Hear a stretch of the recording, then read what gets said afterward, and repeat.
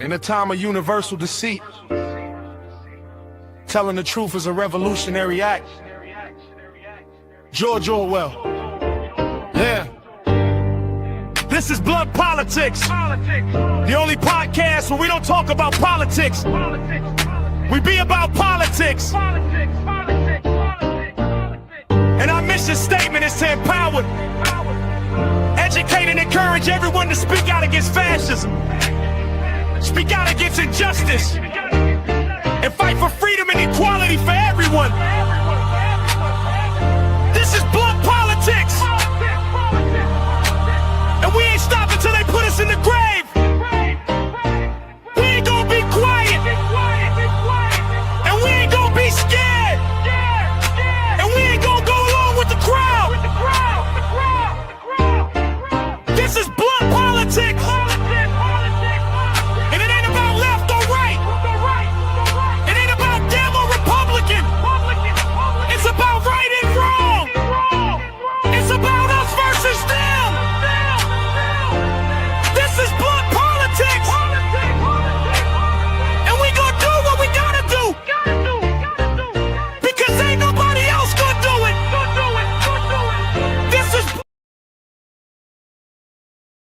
What's going on, ladies and gentlemen? What do you say we hop right into it? What's up, gang? It is actually a beautiful day in the neighborhood here in the greater Boston area. I hope it is. The sun is shining where you are too.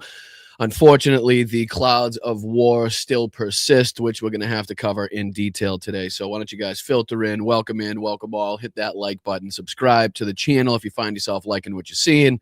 Liking what you're hearing, it would be a great boost to the channel. What do you say we bring in the old Chatsky here? What's going on, guys? I appreciate you that keep this channel running. There you are. What's happening? What do you say we make you a little bigger? There you go. What's up, Steve? What's going on, Kathleen? What's up, Sarah? How's everybody doing on Facebook, YouTube, Twitch, Instagram, Substack, the whole 9 yards? We're trying to cover all the bases here. So again, wherever you're watching from, hit the respective button, whether it's a thumbs up, a like, a subscription, a follow, whatever it may be. Make sure you're supporting the channel. It would be fantastic of you to do so. What's going on, Andrea? How are you? What's going on, Karen? What's up, Mel? What's up, Tamra? What's up, Tiff? As always, thank you so much to all the mods helping kick ass in that chat every single day. What's up, Jamie? What's up, Chris? Appreciate you guys. Ginger's mom, how are you over there on Twitch? I see you. What's up, Crystal? What's going on, guys? Make sure you hit the like button on the way. And tons to cover today. Things are kind of almost seemingly in the same point they were the last time I left you, not in a good position. Definitely nothing set in stone, nothing that the United States government is telling you is actually what we're seeing take place on the ground. But I do want to start off by posing just a simple question to you guys. And thank you, chat, for everything that you're doing. There's a Venmo up here in the corner. Anybody that's watching, if you find yourself liking it and kind of want to contribute to the show, either $1 or $2, anything above and beyond that's totally up to you. You can send a Venmo. That's the quickest and easiest way to contribute to the show. You can also become a channel member just underneath me for less than a gallon of gas. You can sign up to become a channel member for an entire month. You can also gift those subscriptions out, or you can head to patreon.com/Boston Brian. The backbone of the communities there. You guys are fantastic, and I can't thank you enough for the support. 3 great levels over there. If one of them fits your financial capabilities, think about joining the community. Think about joining the gang. Think about joining the resistance. It would be fabulous of you to do so. So, all right, lots to get into today, but the question I posed to you is, when in the history of the world, the history of this fucking planet that we now inhabit, has, right, a conquering military, a military that has supposedly conquered its enemy, right, supposedly defeated the enemy militarily and politically, to a point that couldn't even be explained, right? Is just the most phenomenal thing that you've ever seen, right? The most phenomenal undertaking, the biggest ass kicking you could possibly have. When in the history of mankind, when in the history of warfare, has the conquering military then had to accept a 10-point peace plan from the defeated nation?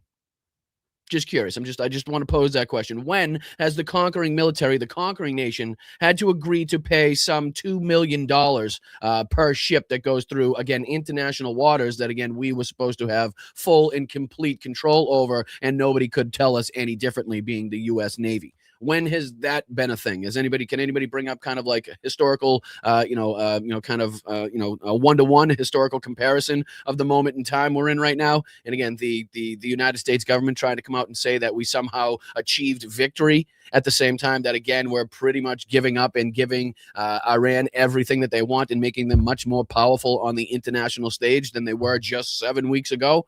It's crazy. It really is. But again, the question is posed, and if anybody can to answer that in the chat with any sort of, like, I don't know, sane answer, let me know, and I'll be sure to listen, because as far as I'm concerned, that's not really kind of the whole, I don't know, that's not the list of demands coming from the enemy, so to speak, and then the so-called conquering military supposedly have to agree to that 10-point peace plan. Doesn't quite show me like this overwhelming victory that we supposedly achieved in this. So, but we're going to be taking a look at a lot today, just in case anybody's popping in now. It is April 9th, 2026.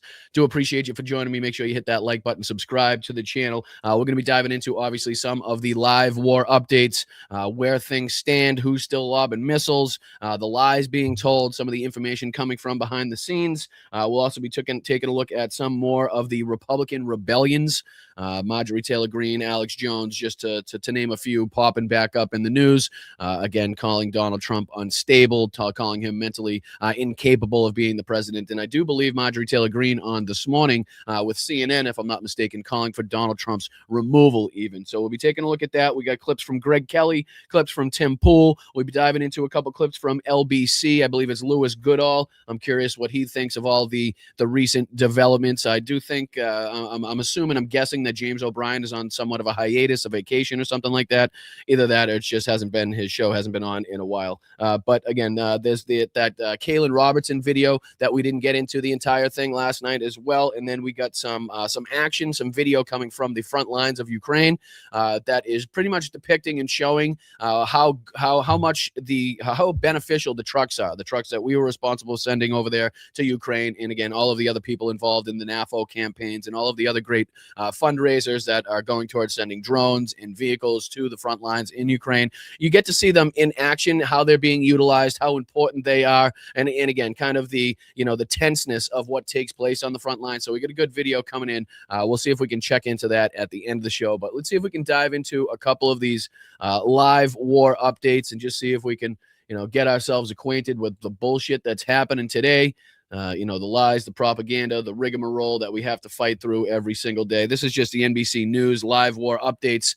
This says, Iran warns of strong response as Israel attacks on Lebanon, threatens ceasefire, as we were talking about yesterday. No new attacks were reported in the Gulf today as a truce appeared to be holding there, but there was little sign that the crucial Strait of Hormuz trade route had been meaningfully reopened. Again, another huge point of contention. As we were talking about, the huge pressure point that Iran still holds over the world economy. They continue to hold that hostage. They continue to show the leverage that they have, the power on the world stage that they continue to hold, regardless if their navy is eradicated, regardless if they have no more air force, regardless if the Ayatollah was assassinated. It doesn't seem to matter, right? Doesn't seem to be having any impact or effect. They still have the same, if not much more power right now, much more sway and leverage than they did just before. But let's read on to just a couple of these details of what we need to know. This says here, ceasefire under threat. The truce between, let me make this a little bigger on the screen just in case it's a little difficult to read for you guys. Is that too big? Maybe I'll pop out of the way. That way you guys can have a clear shot at what the fuck is this? No, I don't want that in the way. There you go. All right, so ceasefire under threat. The truce between the United States and Iran was in doubt this morning following Israel's deadly attacks on Lebanon. Iran said the strikes, which killed hundreds, which we covered yesterday, were a grave violation of the deal and warned of strong responses. America and Israel insisted Lebanon was not included in the ceasefire, and we proved that incorrect several times on yesterday's shows as well. Though a mediator from Pakistan says it was. The Lebanon talks. Israel Prime Minister Benjamin Netanyahu has said Israel is seeking to, quote, open direct negotiations with Lebanon as soon as possible, even as the Israeli military issued fresh evacuation orders for Beirut. Trump asked Netanyahu in a phone call yesterday to scale back the strikes to help ensure the success of the Iran negotiations, a senior administration official has said. The warning for the Strait of Hormuz, there was little sign that this crucial Strait of Hormuz trade route had meaningfully been reopened, despite American claims of an increase in traffic. Iran even suggested it had put sea mines into the waterway as it offered alternative routes for few ships transiting the strait. President Donald Trump said that all U.S. ships, aircraft, and military personnel will remain in place around Iran until a real agreement is reached and quote, fully complied with. No new attacks were reported in the Gulf, however, as the ceasefire appeared to be holding there. Then it goes on to say here that J.D. Vance is set to lead a U.S. team in peace talks in Pakistan on Friday, said Lebanon with a legitimate misunderstanding, and Iran would be dumb. We played these clips last night on the show. Let's talk. He also talked about how maybe it was the fact that the leaders didn't know how to understand or speak English. That's why the miscommunication happened, which was, again, just hugely disrespectful on so many different levels. Iran's ambassador in Islamabad wrote on X that his negotiating team would arrive in the Pakistani capital tonight, but later deleted the post. Iranian officials have not released a recent death toll, but the U.S.-based rights group HRANA put the total killed at almost 3,400, including more than 1,600 civilians. More than 1,700 people have been killed in Lebanon, and 23 have died in Israel. 13 U.S. service members have been killed, and 2 more died of non-combat causes. Again, just a few of the updates coming from this. This says Trump optimistic about Iran peace deal, even as ceasefire appeared strained. Again, some of the ridiculousness coming out there. Iran marks 40th day since death of supreme leader. You can see here the celebrations taking place to pay respects to their dear leader. Let's see here. Bunch coming in from that as well. The missiles are ready to launch. Iranian officials said in warning, ceasefire could collapse. The ceasefire could collapse rapidly if Israel continues striking Lebanon. An advisor to Iran's parliament speaker Mohammad Bagher Ghalibaf has warned. Mahdi Mohammadi said in a post on X that there would not be a ceasefire if Israel continues striking Lebanon. Only limited hours remain. Mohammadi said without fully restraining Israel is in Lebanon, there will be no ceasefire or negotiations, and the missiles are ready to launch, he said. So again, just showing you and depicting the tenseness and kind of the fragility, so to speak, of whatever is taking place between these nations. Again, everybody is in, for good reason, hesitant to call it anything resembling a ceasefire, considering what we saw from Israel yesterday, just totally spitting in the face of all negotiations, just basically throwing their cards on the table and letting everybody know where they lie and what they want to see continue as far as this war is perpetrated. But that's the latest there from NBC as far as the news updates, the live news updates were concerned. But then that leads me to this, because let me throw this on the screen. This was an article put out, a little piece by Mediaite, and that's not it, but this is. But Trump vows destruction of Iran if real agreement can't be reached. And if we can, I just wanted to dive into just a couple paragraphs, couple sentences of this, just kind of further getting us up to speed on where the rhetoric lies, what the bullshit coming from the United States is. Of course, we'll be getting into some of the commentary and the rhetoric coming from the Iranian side and others involved in the negotiations, so we can kind of be up to speed on where things lie right now. But this goes on to say that President Donald Trump warned that the U.S. military will remain stationed in the Gulf near Iran until a, quote, real agreement is reached and complied with, threatening the destruction of the country if talks failed. So again, furthering these genocidal, murderous war crime promises that he's continued to put out on Truth Social. Again, as we're supposed to be actively engaged in negotiations, trying to somehow attempt to curtail and put a leash on the fucking rabid dog that we have that is Israel right now. Again, you heard it in an article yesterday that we talked about, people putting it pretty much the same exact way.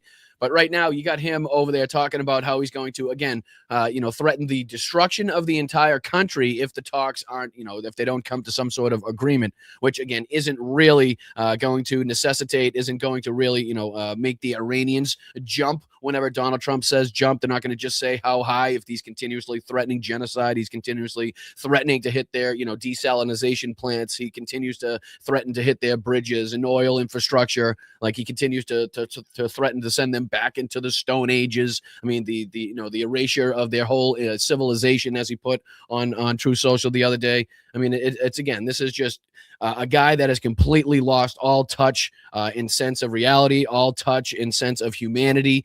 He has no brain power, willpower, soul power at all that he's working with at this point. Like, it's just a maniacal, genocidal madman that we have leading this country, who has absolutely no control, has absolutely no idea how to get us out of this, and doesn't give a shit, as was talked about by Megyn Kelly on with Piers Morgan yesterday. Donald Trump is so selfish. He doesn't give a shit what state, what position he leaves the GOP and the Republican Party in, as long as it benefits him, as long as he can profit, as long as he thinks he can gain some sort of victory, as long as he can look like some sort of strong man, whatever it may be. He doesn't give a shit how detrimental it is to the GOP, especially going into midterms.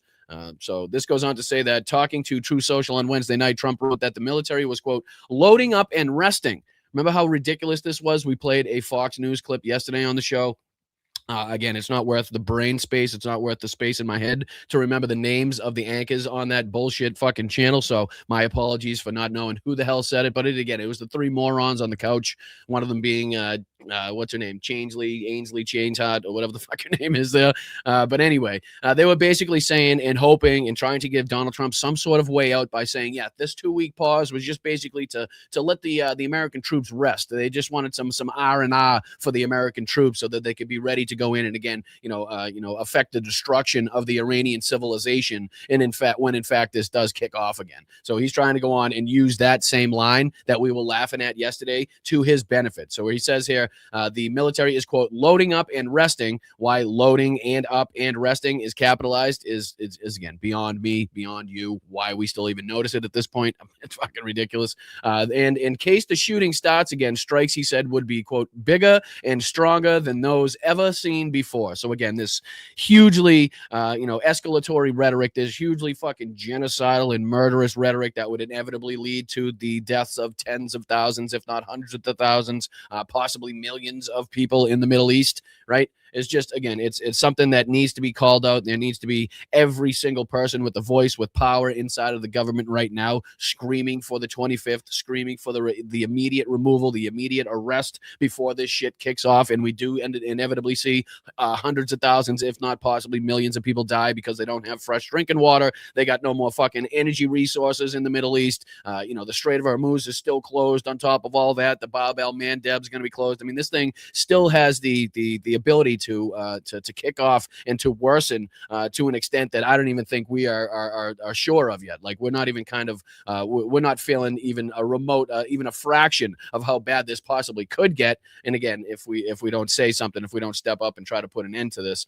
He also reiterated his administration's demands that Iran has, quote, no nuclear weapons, and that the Strait of Hormuz must be open and safe. This is what he said. All U.S. ships, aircraft, and military personnel with additional ammunition, weaponry, capitalized, why, don't know, and anything else that is appropriate and necessary for the lethal prosecution and destruction of an already substantially degraded enemy being capitalized, will remain in place and in and around Iran until such time as a, quote, real agreement, all in caps, reached is fully complied with. If for some reason it is not, which is highly unlikely, then the, quote, shooting starts bigger and better and stronger than anyone else has ever seen before. It was agreed a long time ago, and despite all of the fake rhetoric to the contrary, no nuclear weapons, and the Strait of Hormuz will be open and safe. In the meantime, our great military is loading up and resting, looking forward actually to its next conquest. Okay, America is back, he said. So that's why I posed that question to you. So he says here, and is basically, telling the world he is now using the United States military as a conquering force, right? He is out there just trying to conquer nations, as he put here. Actually, he says the military is looking forward to its next conquest, right? So that's the United States president talking about utilizing and wielding the United States military as a political weapon to conquer different nations, to affect the prosecution and destruction of those nations. And again, we have people still trying to somehow defend this. Fox News out there trying to literally cope through their fucking lips, trying to make it sound like this wasn't a big deal. And of course, it's just Donald Trump and his rhetoric, and you got to give him some leeway and yada yada yada. You've heard all the nonsense, but here it is, black and white, plain and clear. Not only is he talking about conquest, right? We really have to kind of focus in on the rhetoric here, the conquest by the United States military, and the fact that he says the military is actually looking forward to it. I've already heard some reporting to suggest that Pete Hegseth has gone in and tried to, put in a list of targets that he wants to hit. And I've seen reporting, and I wish I pulled it up here now that I think about it, but we had so much to try to cover. I didn't think there was going to be time. I was going to hold it off, but that some people in the military, some military commanders are actively denying some of these targets, put on list by Pete Hegseth because they are civilian targets, right? So there is some sort of, seemingly some signs of pushback, seemingly some signs of like a backbone, a spine. Not saying that it's anywhere near what it should be, but again, there is some reporting out there to suggest that there are actively being targets being kind of, nixed and X'd off the list because these commanders are not willing to bomb civilian targets as put forth by Pete Hegseth, of course, the Secretary of War Crimes. But this goes on even further to state that the remarks came less than a day after Trump declared a 2-week ceasefire and had been secured with Tehran, which itself was announced just over an hour before the president imposed Tuesday night's deadline, after which he threatened to wipe out the, quote, entire Iranian civilization. Since the ceasefire, Israel's strikes on Lebanon have continued, and Hezbollah launched strikes on northern Israel in the early hours of Thursday. The U.S. and Israel have been engaged in coordinated military operations against Iranian targets since late February, prompting strikes from Tehran against Gulf neighbors and a blockade of its strategically critical energy trade route through the Strait of Hormuz.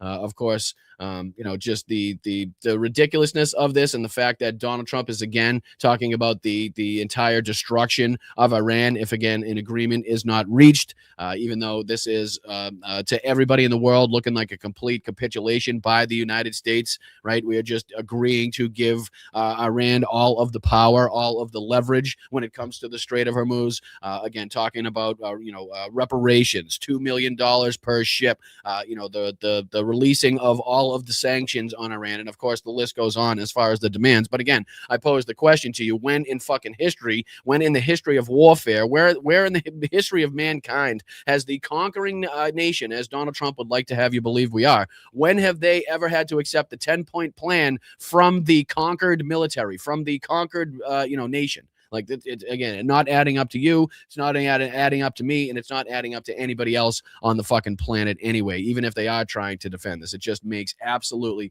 no sense that Donald Trump would try to kind of, again, pry victory out of the jaws of defeat with this one, having absolutely no evidence to suggest or to put forth to show anybody that there's some sort of benefit or some sort of place or some sort of metric that we are better now than we were just 7 weeks ago. Doesn't exist. He can't do it. So that's why he's scrambling behind the scenes to do anything he possibly can to try to act like this big bad guy, try to scare everybody. Greg Kelly has his theory. We'll play kind of a clip from Newsmax's Greg Kelly later, where he has a theory to try to justify and try to defend kind of this madman approach that Donald Trump has now undertaken. But this is from DropSite. There's a couple of reports here from DropSite. Just wanted to kind of go through these different sites and see if there's any other insight information that we can gather, any other, kind of rhetoric or statements coming from these different nations now involved that would give us any insight, again, as to where we're going, what we're going to see, where the future takes us. Because, again, it's anybody's guess, as the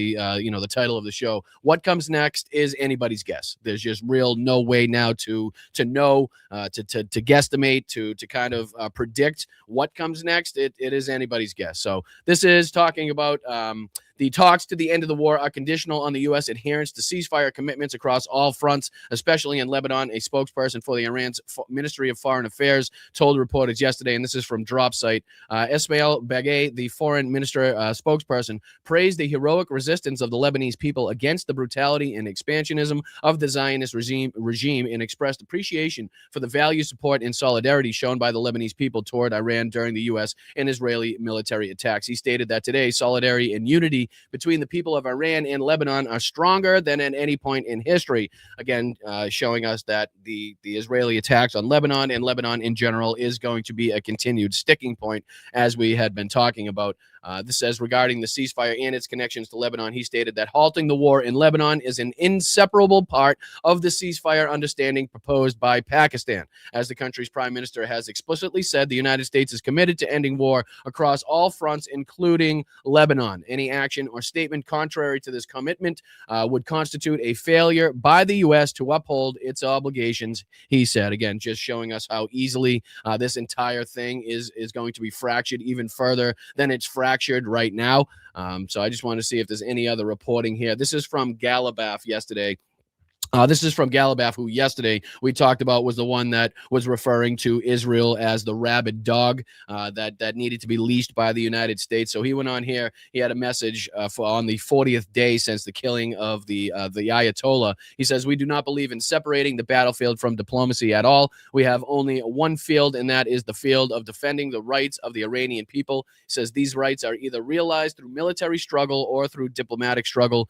Using both military and diplomatic tools, we can compel them to grant Iran its rights.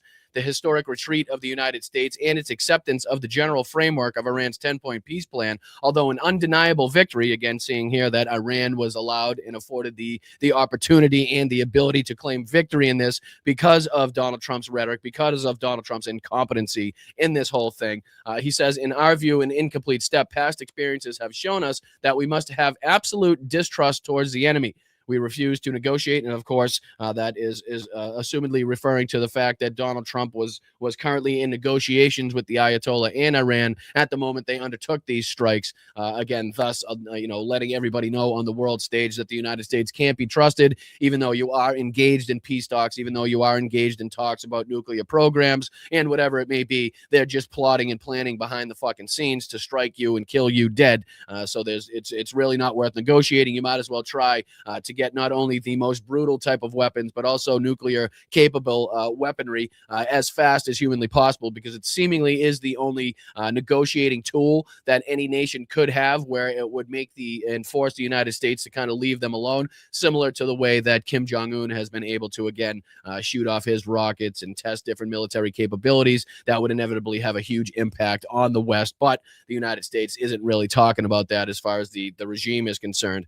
He says here that we refused to negotiate with the United States under Trump's ultimatum. The acceptance of Iran's 10-point peace plan did not come through negotiations, but rather through an exchange of text. From now on, if the United States stops violating its commitments, negotiations may become possible. He said Lebanon and the broader, quote, resistance axis are an inseparable part of the ceasefire under Iran's proposal. The Pakistan Prime Minister Shehbaz Sharif explicitly affirmed, with no room for U.S.-Israeli backtracking and denial, that any violations would carry, quote, explicit cost and trigger strong responses, calling for the U.S. to immediately extinguish the fire it is igniting by not reining in Israel's attack on Lebanon.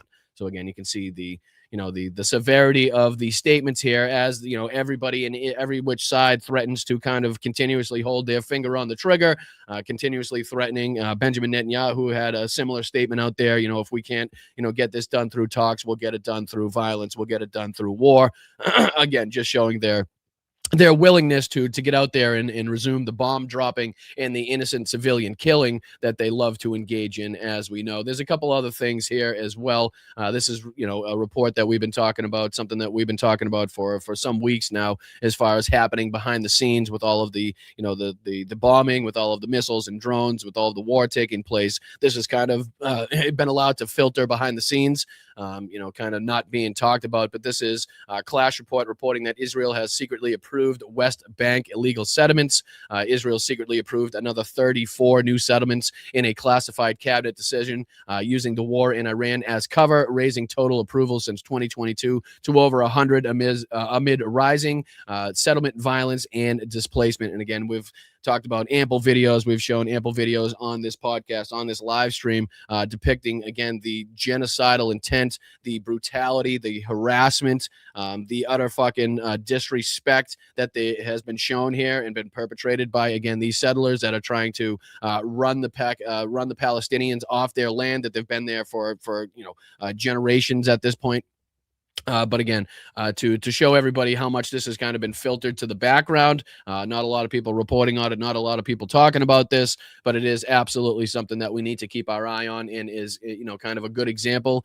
Shows you where the intent lies as far as Israel, the Israeli government, what they continue to approve. Again, as we're trying to perpetrate some sort of security, some sort of stability on the world stage right now. This is what's continuing as far as being approved by the Israeli government, again, a supposed ally of the United States. But this is from Anne-Marie Horton, and I believe she is with Bloomberg, if I'm not mistaken.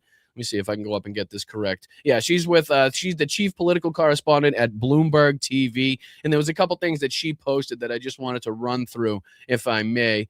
This one here was talking about the Brent crude is set to average more than $100 a barrel through 2026 if the Strait of Hormuz remains closed for another month. Right. So that is regardless of what takes place after that, no matter if we pull our military out, if Israel were to stop their bombing campaigns, if everything were to go fucking smooth and swimmingly after a month, it doesn't matter what would take place, because that average, the price of the Brent crude, would be above or at $100 a barrel, no matter what, for the remainder of 2026 at least. So again, just showing you the long-term impacts, the long-term effects. This isn't going to just kind of set back in motion. Things aren't just going to click back to normal, if and when Donald Trump or Benjamin Netanyahu or the Iranians come to some sort of agreement, and this thing, it does inevitably end. Again, we're still going to have to deal with the impacts. We're still going to have to deal with the secondary fucking effects of what they undertook. So wanted to let people know about that. Here's another one of her reports here. New York Times: no oil or gas tankers have traversed the strait since the ceasefire was struck on Tuesday, according to data provided by Kepler, a global shipping tracking firm. 4 bulk carrier vessels that carry dry cargo did make it through, as we talked about yesterday. You guys in the chat were kind enough to update me on the number of ships. This also, I think, is from the Financial Times, if I'm not mistaken, the FT. Just 4 ships were identified passing through the strait on Wednesday, which is yesterday, obviously, down from 11 on Tuesday, according to a ship tracking data, again, showing that there was actually more ships making it through the strait prior to the ceasefire than we actually see now after the ceasefire. So she also goes on to say here, RBC's Halima Croft: above all, we think that the mechanics of reopening the strait will be exceedingly messy, with Iran potentially having a vote on nearly every barrel that exists the waterway until exits the waterway until Gulf countries can build more alternative access routes. So again, just showing you not only the power, not only the leverage, but the control that Iran inevitably will still have, no matter what takes place in the rest of these negotiations or war, considering we seem to be incapable of removing their death grip on the strait, doing anything to alleviate the pressure, doing anything to alleviate, kind of the threats posed to the ships trying to cross, that we just can't, doesn't seem like we have the ability. Again, without putting boots on the ground, without this escalating to a point of absolute and no return, again, above and beyond that point that we already kind of passed at this moment in time, that will be even worse, much worse. So again, this goes on here. I just want to see if there's anything else. Bloomberg: the U.S. wants specific commitments from European allies on their pledge to help secure the strait. Again, Donald Trump. There was some more clips here from Mark Rutte. I don't know if anybody caught the show last night, but Mark Rutte can actively take and pound sand straight up his ass as far as being the Secretary General of NATO. His kind of defense of Donald Trump has kind of run its course. I'm fed up with it. It's not getting us anywhere, and he's actively watching the demise of NATO from inside of Donald Trump's asshole. So again, his comments this morning on whatever fucking TV show he was on further, again, substantiated my beliefs that he needs to be removed as soon as humanly possible by whatever measures we need to undertake to remove the Secretary General of NATO, because he is, again, just out there appeasing and approving of Donald Trump's actions at every turn, which again has led us into one of the more unstable and chaotic moments in fucking world history that we could kind of recall, as far as in our lifetime at least. So again, this is talking about the control about the strait and how the United States wants to, specific commitments from European allies when we've called them paper tigers, when we've called them fucking losers, when they said they wouldn't come to our aid, when they said they couldn't be trusted. Donald Trump again threatening and putting up proposals to try to remove the United States from NATO, which would be incredibly detrimental, on the world stage, which is exactly what Vladimir Putin hoped for. Again, when he did whatever deeds he had to do to get Donald Trump elected in the first place, it's finally seemingly paying off. Again, if Donald Trump does go through with the removal of the United States from NATO, but Mark Rutte, absolutely a failure. There's absolutely no coming back from some of the shit that he said, some of the things that he's defended, the inability to put pressure on Donald Trump, to put pressure on Vladimir Putin. It's a bunch of bullshit. Him corroborating some of these ridiculous statements by Donald Trump that like NATO should be ashamed of them and that NATO failed. No, it was a correct assessment that, again, NATO being a defensive alliance will not come to the side of an offensive war undertaken by Israel and the United States. Sorry, hold on. Something's playing in my ear. What the hell is it? Hold on, give me a second. One of these things, I got about 400 things playing. Oh, there we go. All right, it's the next thing that we're going to take a look at. Anyway, my apologies on that one. But yeah, this is the reporting coming up from this. I just kind of going through any of the people that are covering this to see if we can get any information, any news to kind of fill us in. This is from 6 hours ago. Iran focused on Lebanon this morning, talking about the continued attacks on Lebanon render ceasefire talks meaningless. Iran won't abandon the Lebanese. Parliament Speaker Galibaf said Lebanon is an inseparable part of the ceasefire, as we just read. This is from Reuters. A Pakistani source with knowledge of the discussion said Pakistan was working on a ceasefire for Lebanon as well as for Yemen, another country where Israel hit Iran-aligned forces. It will be discussed during the upcoming talks, and we will settle it. And again, I think that's pretty much. Here's another one from Supreme Leader Khamenei has issued a statement, says Iran is moving to a new stage in managing the Strait of Hormuz, reiterates that Iran seeks compensation for war damages, calls on people to remain in the streets, says Iran did not seek war, again, not showing the signs of like capitulation, not showing the signs of like, willing to work with or kind of, help the security of the world at all, as far as that's concerned. This is the latest one that you put up here. Hard to see a scenario where Iran's control of the Strait of Hormuz will be acceptable to Gulf countries. Here's the head of ADNOC, Dr. Sultan Al-Jaber, earlier today.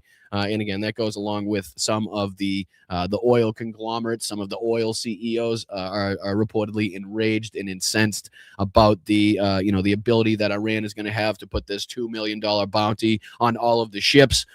Again, this doesn't sound like a nation that has been conquered. This doesn't sound like a nation that has no more military or political capabilities.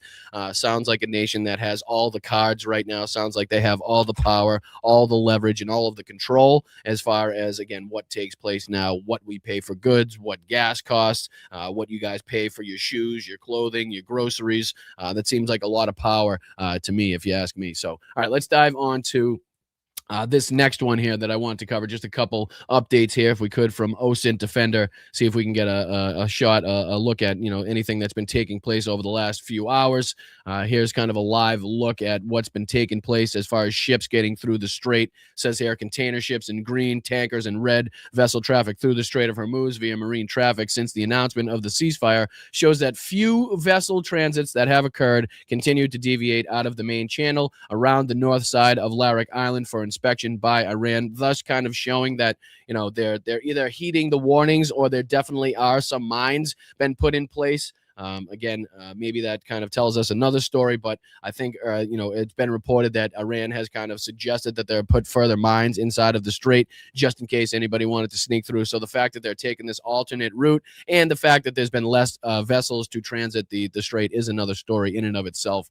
This is another one saying, according to CBS, citing the survivors of the deadly Iranian attack in Kuwait that killed 6 U.S. service members, if we'll remember that, from the Army's 103rd Sustainment Command. The details of the strike have been, quote, grossly misrepresented by the Department of War. And again, this is citing the survivors of that deadly attack, right? So listen to what they say as far as the lies and propaganda being told to you by Pete Hegseth and the Department of War Crimes, again, about these specific attacks, the damage being taken, again, the amount of wounded that happens in that, as we've heard, has been misreported a bunch.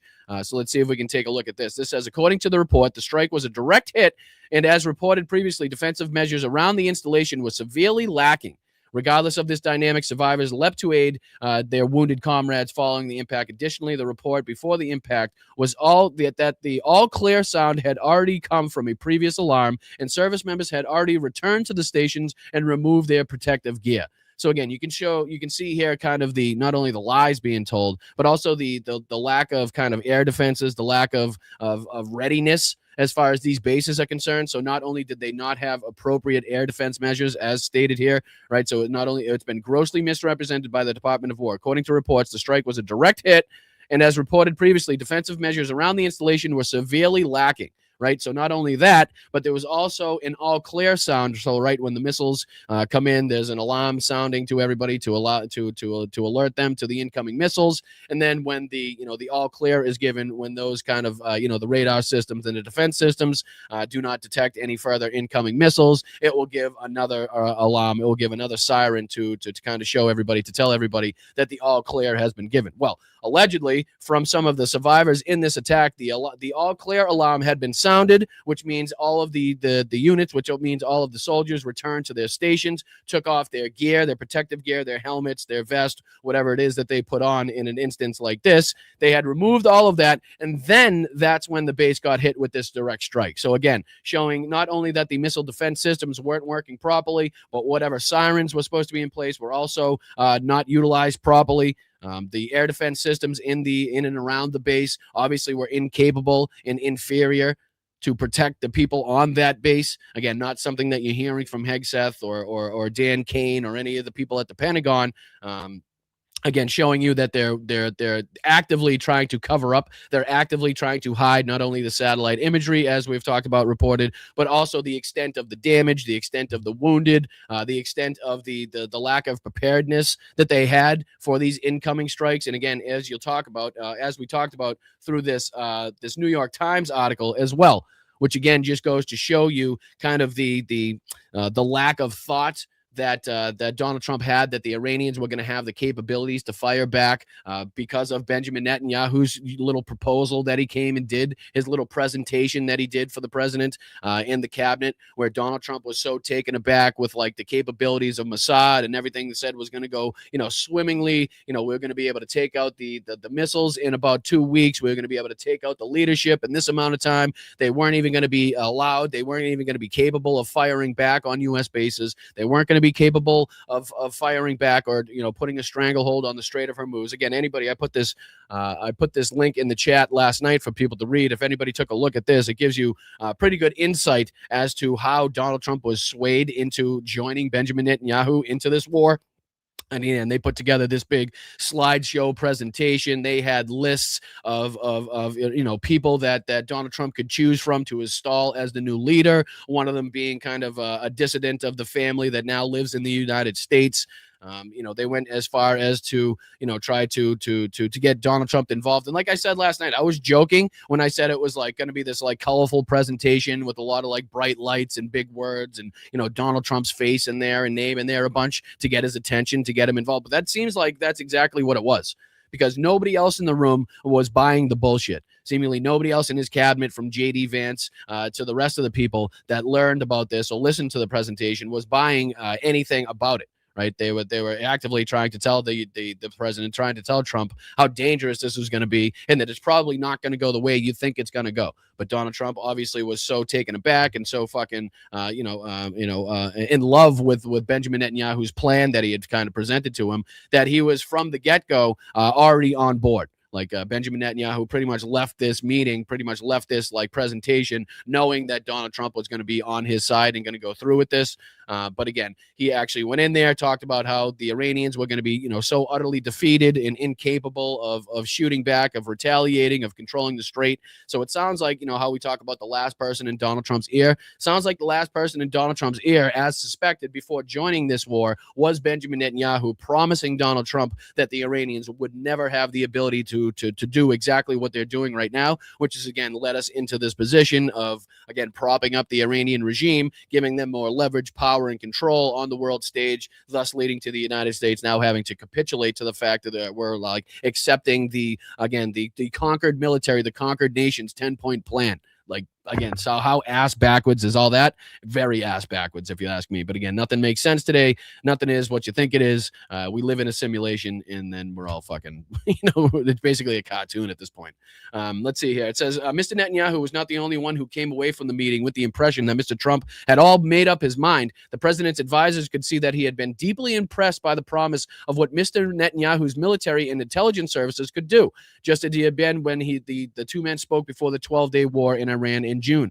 Earlier in the White House visit on February 11th, Mr. Netanyahu tried to focus the minds of the Americans assembled in the cabinet room on the existential threat posed by Iran's 86-year-old supreme leader, Ayatollah Ali Khamenei. And again, he goes on to talk about how the Iranians would no longer have the capacity to strike back, as I was just talking about. And again, it seemed to be enough for Donald Trump to believe to, again, undertake this war on the side of Benjamin Netanyahu. So again, I would advise and point everybody to go check out the New York Times article that is referenced here, how Trump took the U.S. to war with Iran.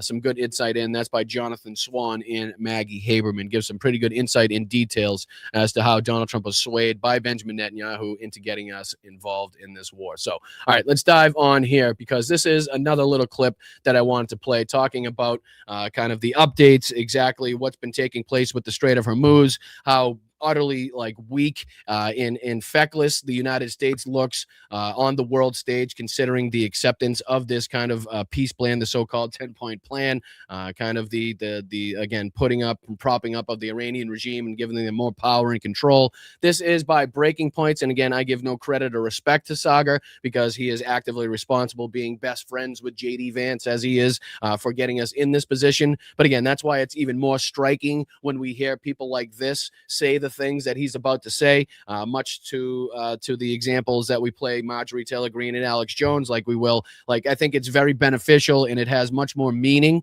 and carries much more leverage when it's these people that got us into this position now saying the things that they're actively saying, when there's others that have not been able to meet the moment, have not seen the light, and continue to defend and actively applaud what Donald Trump has undertaken. So I just want to play about a minute or two of this. This is from Breaking Points, and again, this is Saagar Enjeti, I believe his name is, talking about the ridiculousness of the agreements here, talking about how weak and ineffective Donald Trump looks, and talking about how embarrassing this is to the United States on the world stage. So let's just see what he has to say. Second time I'll say it. No respect, no credit, no empathy, no compassion for the people that got us into this position, but we try to utilize their words, because the people that now need to hear it are more likely to take somebody on the right's word for it than they are anybody on the left. I think that's pretty obvious. So let's see if we can dive into just a minute or two of this. Only 12 to 15 a day with the permission of the IRGC. What I probably should do is start it from the beginning. That always helps. Let's turn now to the most critical thing, the Strait of Hormuz. The White House is all over the place on the Straits of Hormuz. They are claiming that as part of the ceasefire, that the strait would be free and open. And yet immediately after the ceasefire was implemented, Iran announced, ships, you can pass, maybe only 12 to 15 a day, with the permission of the IRGC, in coordination with Iranian military forces. You have to avoid the mines. Only we know where they are, so you're going to have to go exactly where we tell you to go. Oh, and you're going to have to pay us. Here's what the White House, how they reacted to some of this news, that clearly the strait was not open. Let's take a listen. And again, none of that sounds like a victory. None of that sounds like accomplishments. None of that sounds like the achievement of goals. None of that seems like we're in a more beneficial or more stable place than we were just 7 weeks ago. Okay, all of that is bad. All of that is hugely damaging, and is going to be hugely impactful to what happens in the future if, again, Iran is allowed to somehow rake in 60, 70, $100 billion a year on just the tolls that they're putting on the ships going through the Strait of Hormuz every year. That will give them, a huge ability to do ample more things. And again, I think Sagar even kind of references this point in his clip here. But we played a bunch of Caroline Levitt yesterday. I'm not going to subject you to the bullshit that she had to spew again. There's only so much Caroline Levitt that people can deal with. So let me see if I can just skip her. I think you understood the lies that she was telling yesterday and the position that she was put in. Again, even Caroline Levitt, as good as she is at covering up for, obfuscating for this regime, even now she's been put into kind of this like this corner, this pickle where she can't bust out of it. Like she's been put in a real difficult position trying to justify and excuse what's been taking place over the last 24, 48 hours or more. So let's just see if I can go on to where Saga comments on her statement.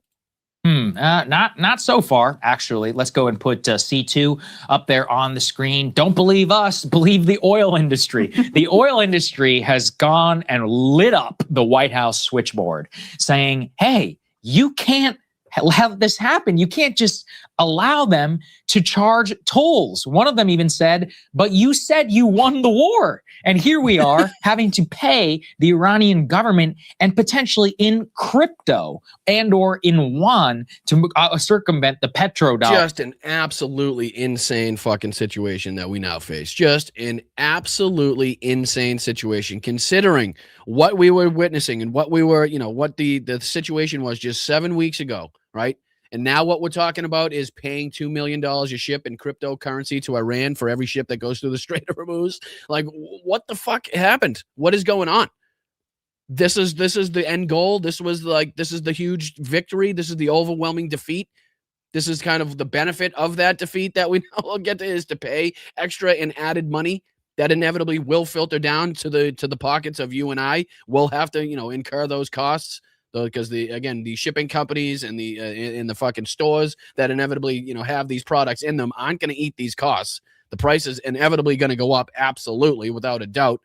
So again, this is it's ridiculous on so many levels. And like you just said, even the oil industry is now, like you said, calling the White House nonstop, being like, what the hell is going on? You guys said you won this war. Why are we now paying kind of fucking reparations here? Why are we having to pay them a fee to go through international waters? Like, this makes absolutely no sense. Clearly something isn't adding up. Something's not lining up in the rhetoric to reality. It's not. And any sort of U.S. sanctions regime. They say, quote, we didn't have to do that before. I thought we won the war. Any place you have access to the administration, you ask, what are you guys thinking?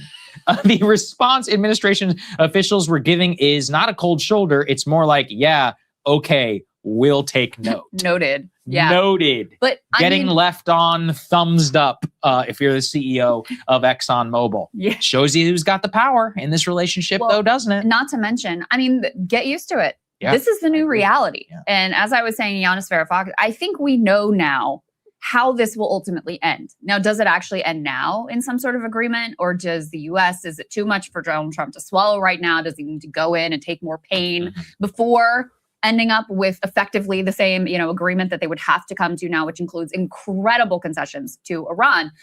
It's just a question of when, because the Iranians have de facto effectively already won.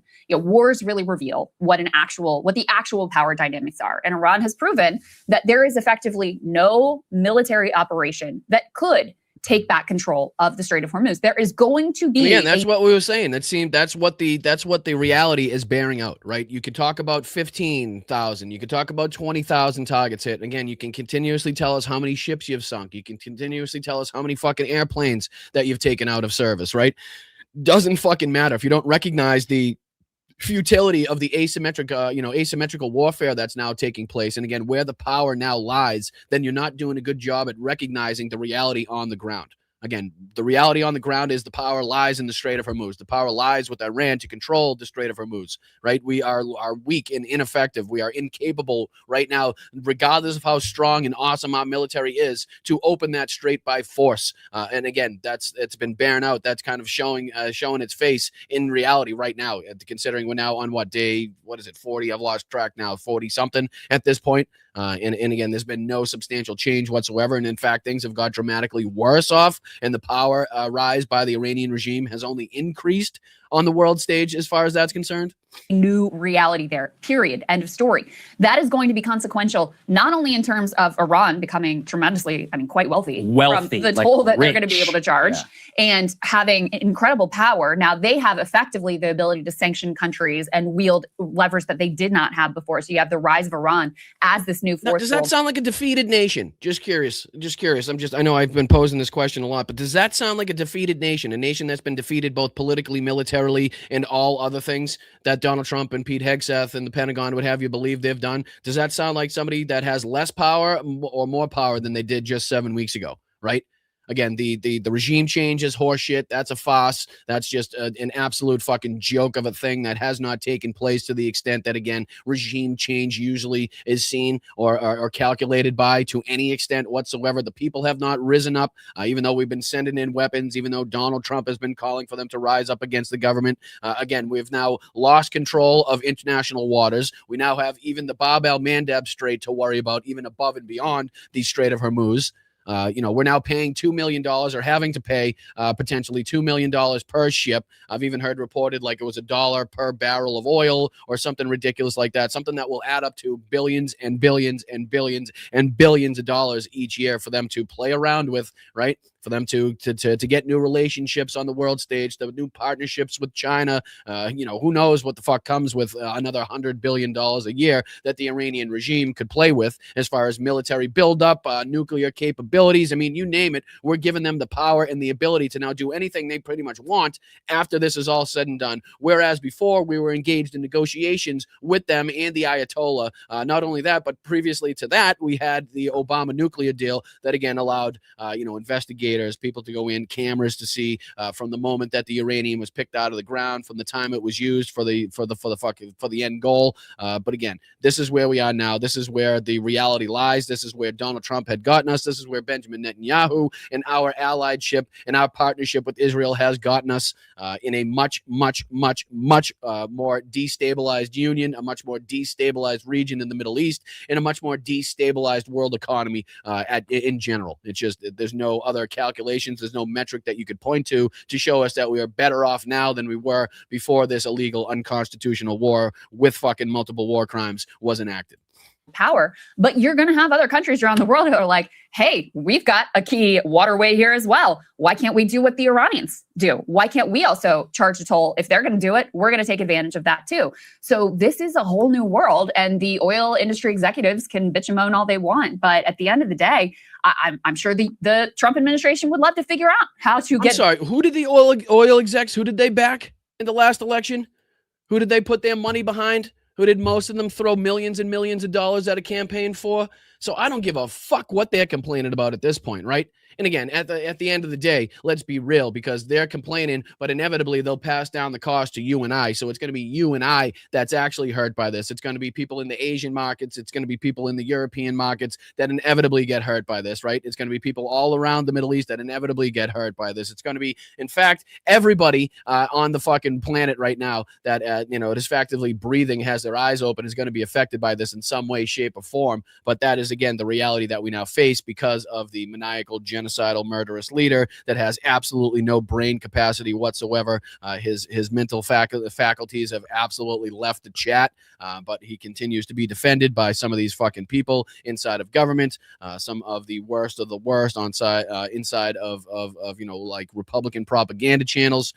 So it's it goes on. I just want to hear one more kind of piece here from Saga, because as awesome as Crystal is, she's always spot on as far as this is concerned. But I'm really kind of concerned with what Saga is saying, considering he's the one that again was responsible for getting us in this position. The Strait of Hormuz back to the status quo that existed before they themselves started this incredibly stupid war.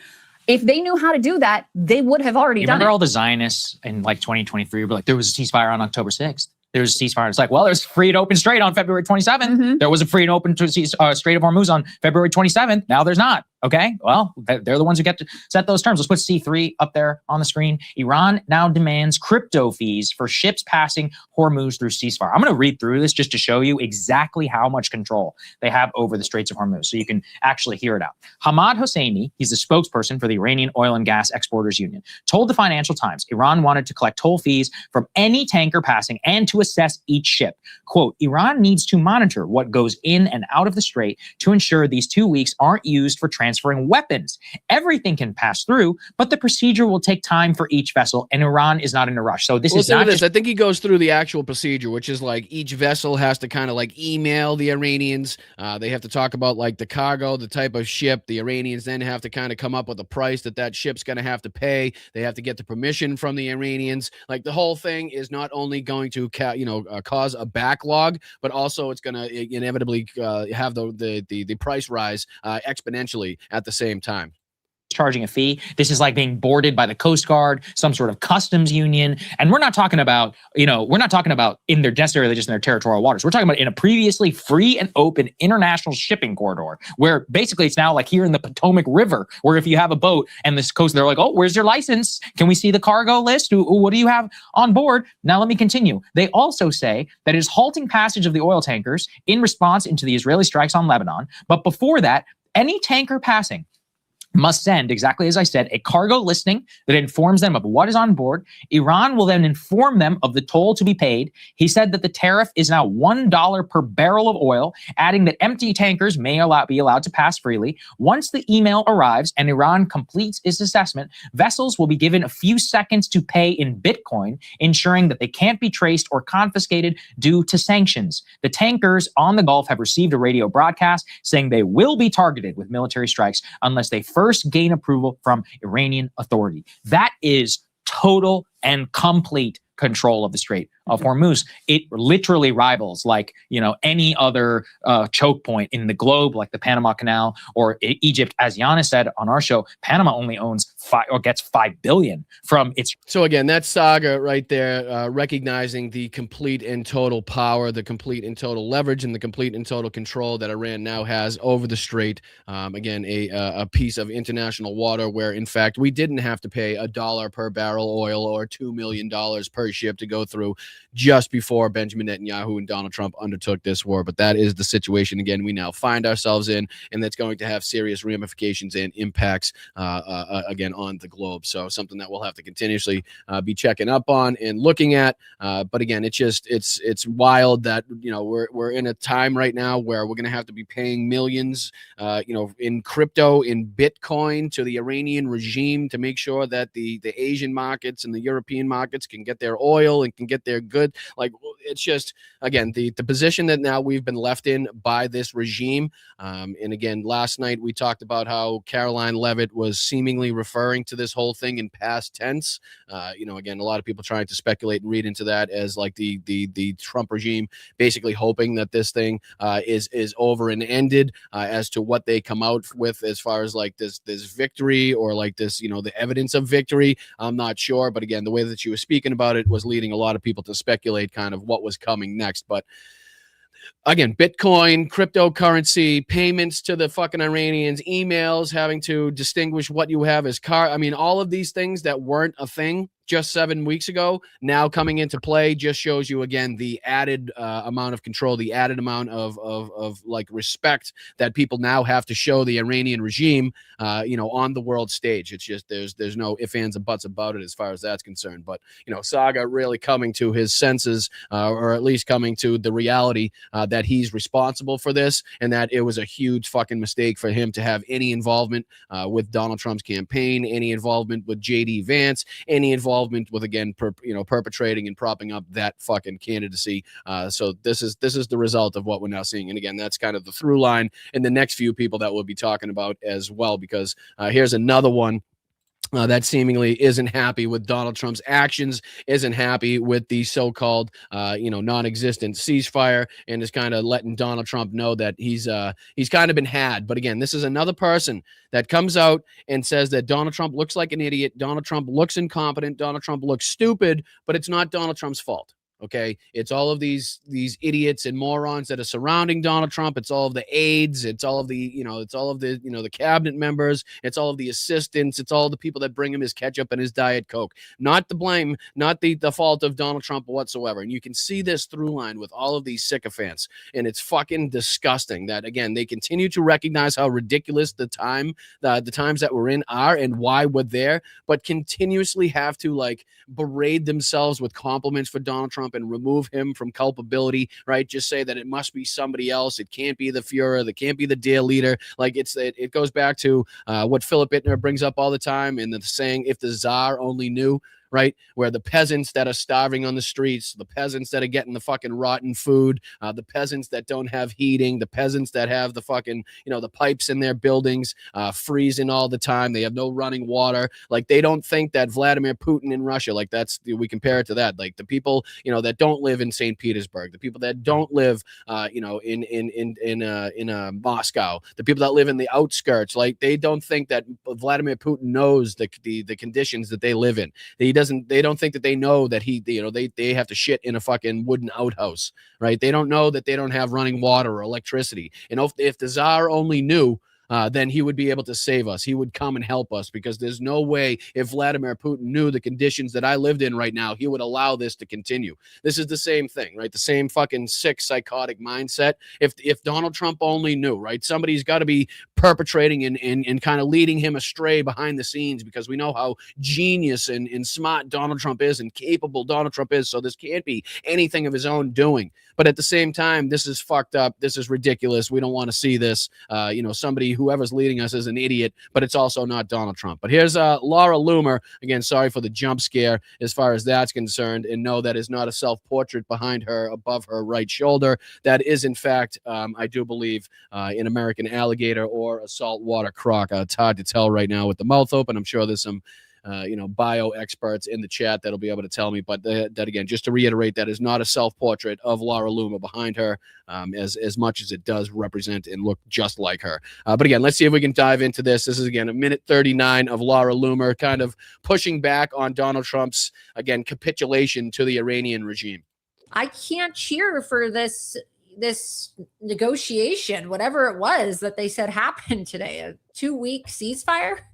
I mean, are you kidding me? We're talking about a ceasefire. We woke up this morning to news that we were going to wipe out an entire civilization of Islamic jihadists.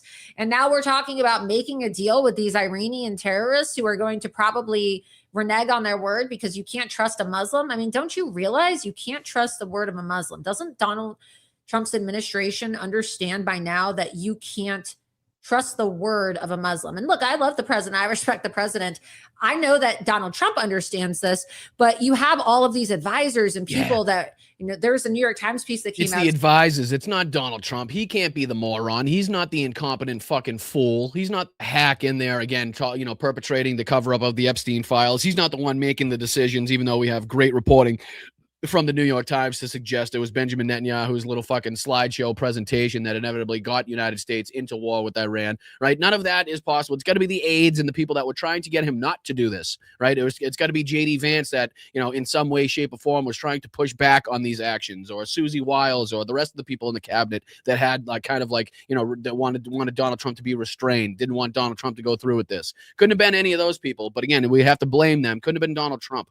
But this is like a pure, like a really good example of these people not wanting to put Donald Trump at the head of all this, right? While recognizing the ridiculousness of the situation that we're in. It's also a really good example of somebody that comes to the same conclusion based off of really different beliefs. Like, what's a good example? Tucker Carlson, right? Who comes to the conclusion of the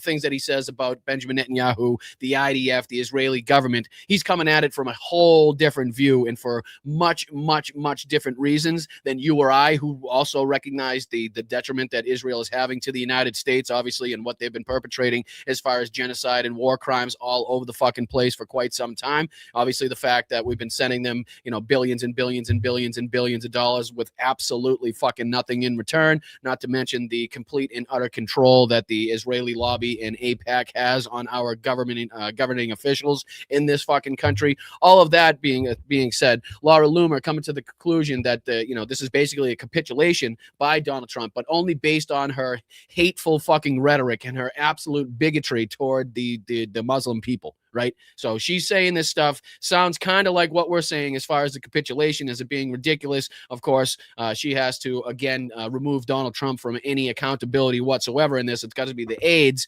But also, he doesn't recognize that you can't trust Muslims. So she's coming at it from a whole completely, totally different angle, and for much different reasons, much like Tucker Carlson in the things that he's been saying recently and how some of them, like a broken clock, seem to align, in some way, shape, or form with what people on the left have been saying and have been saying for quite some time. It's for way different reasons. So again, we need to take that into account as we use these people as we use clips from these people. I want to continuously make you guys aware that we're not giving these people props. We're not giving them compassion, sympathy, respect. We're not allowing them into the tent. We're not allowing them into the group. No, we just use these clips because they are beneficial to use against the Republicans themselves, or again, it's Republican on Republican violence, basically. The people that they usually listen to and have listened to in the past, now talking shit about their dear Fuhrer. That's why we use it as kind of beneficial propaganda, if you will. Today, where people were saying, well, everybody around the president was telling him not to do this, and he was the only one that was saying that he wanted to, wipe out the Iranian regime. Yep. I think that President Trump has shown by now that he's a political genius, that he understands geopolitically how the world works. And she's just recognized the ridiculousness of the situation, also recognized the accurate reporting of people inside of Donald Trump's cabinet trying to get him not to fucking do this, right? And at the same time goes on to recognize, or somehow try to recognize, or get everybody else to believe that Donald Trump has some political genius, right? He's way too smart for all this. There's no way he could have been had.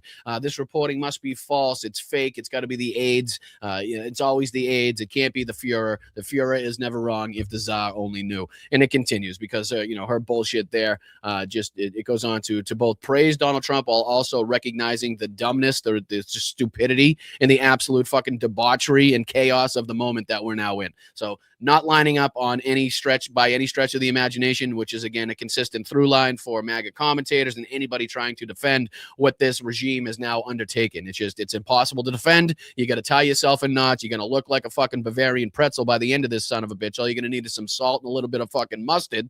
But again, I'm sorry to talk about food while this is on the screen. My apologies. All right, let's go on to our next clip, because again, we're continuing with the Republicans' meltdown, the Republicans calling out the same people that they were responsible for putting into power. Here is the next asshole that, again, gets no sympathy, respect, credit, or empathy by us. And that is, of course, this schmuck. Alex Jones, who, again, for the last few days has been kind of going ham against Donald Trump, while also in the same sentence trying to talk about how proud he is of voting for Donald Trump and how consequential of a president he's been, similar to Laura Loomer. You can't just go against the regime. You can't just say things that are in kind of contravention to what the regime is saying. You have to, at some point, in some way, go ahead and again stroke the regime's ego at the same time, so you don't lose all of your base.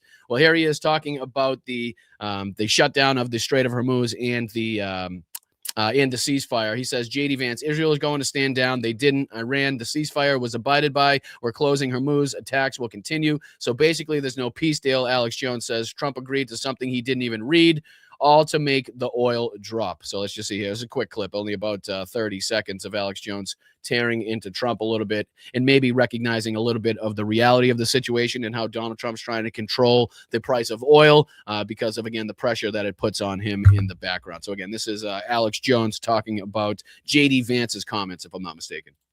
Now, Iran came out about 2 hours ago and said, yeah, the ceasefire wasn't abided by. And Vance had said Israel was going to stand down. They didn't. So we're reclosing the strait and we're going to continue attacking. So basically, there is no peace deal. Trump just agreed to something he hadn't even read so that it would make oil drop, which it did, from $150 a barrel to $98 a barrel. And again, this is coming from a guy that once said this. My superpower's being honest, I will eat my neighbors. My superpower's being honest, I will eat my neighbors. You know what I mean? So it's like even that guy seems to recognize the futility of the situation that we've gotten ourselves into. Meanwhile, the rest of these morons are still defending every bit of this, every inch of this. So yeah, that was Alex Jones. I think there's one more from him as well, if I'm not mistaken. Yeah, there's this one here that I wanted to dive into. This is a quick clip from him where he talks about how Israel dragged us into this war and continues to bomb Lebanon. Talks about the insanity of the bombing campaign that Israel undertook yesterday, and again, seemingly calling out the futility of not only the relationship between U.S. and Israel, but also how it was a basic slap in the face to the ceasefire, the so-called non-existent ceasefire. So again, here's Alex Jones on his show, giving it to his audience as well. Netanyahu put out a statement before that show aired last night on Fox and said we're not stopping, and they're still hitting Iran, they're still hitting Lebanon, they're still bombing and missiling all over the place. We're the biggest attacks yet. Pull the headlines up.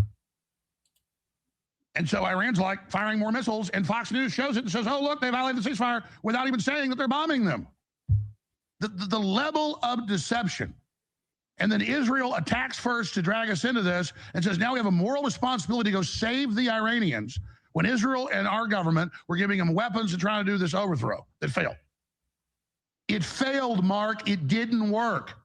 You and Netanyahu and Trump, rise up. They'll be gone in a few days. And I think he's referencing Mark Levin, if I'm not mistaken, in that when he's talking about Mark. But again, talking about how the propaganda of Fox News, where they were more than able, more than ready, and more than willing to call out the Iranians' response and retaliation to Israel's strikes, but never mentioned, never talked about, never even referenced the fact that Israel was striking into Lebanon, again, against everything that had come out from the Pakistani PM as far as what was involved in the original ceasefire agreement. So again, even Alex Jones calling out the propaganda of Fox News, which is again just an example of the wild times that we're in when you have Alex Jones, one of the most prominent conspiracy theorists, one of the most sick in degrading human beings ever to have a fucking TV show or an internet show or a camera and a microphone put in front of his face, is now calling out Fox News for being a propaganda, for lies and obfuscation. It's like, what fucking planet are we on at this point? You know what I mean? Like, I don't even know. Like, what do we call this moment in time? I've been hearing that for 39 days.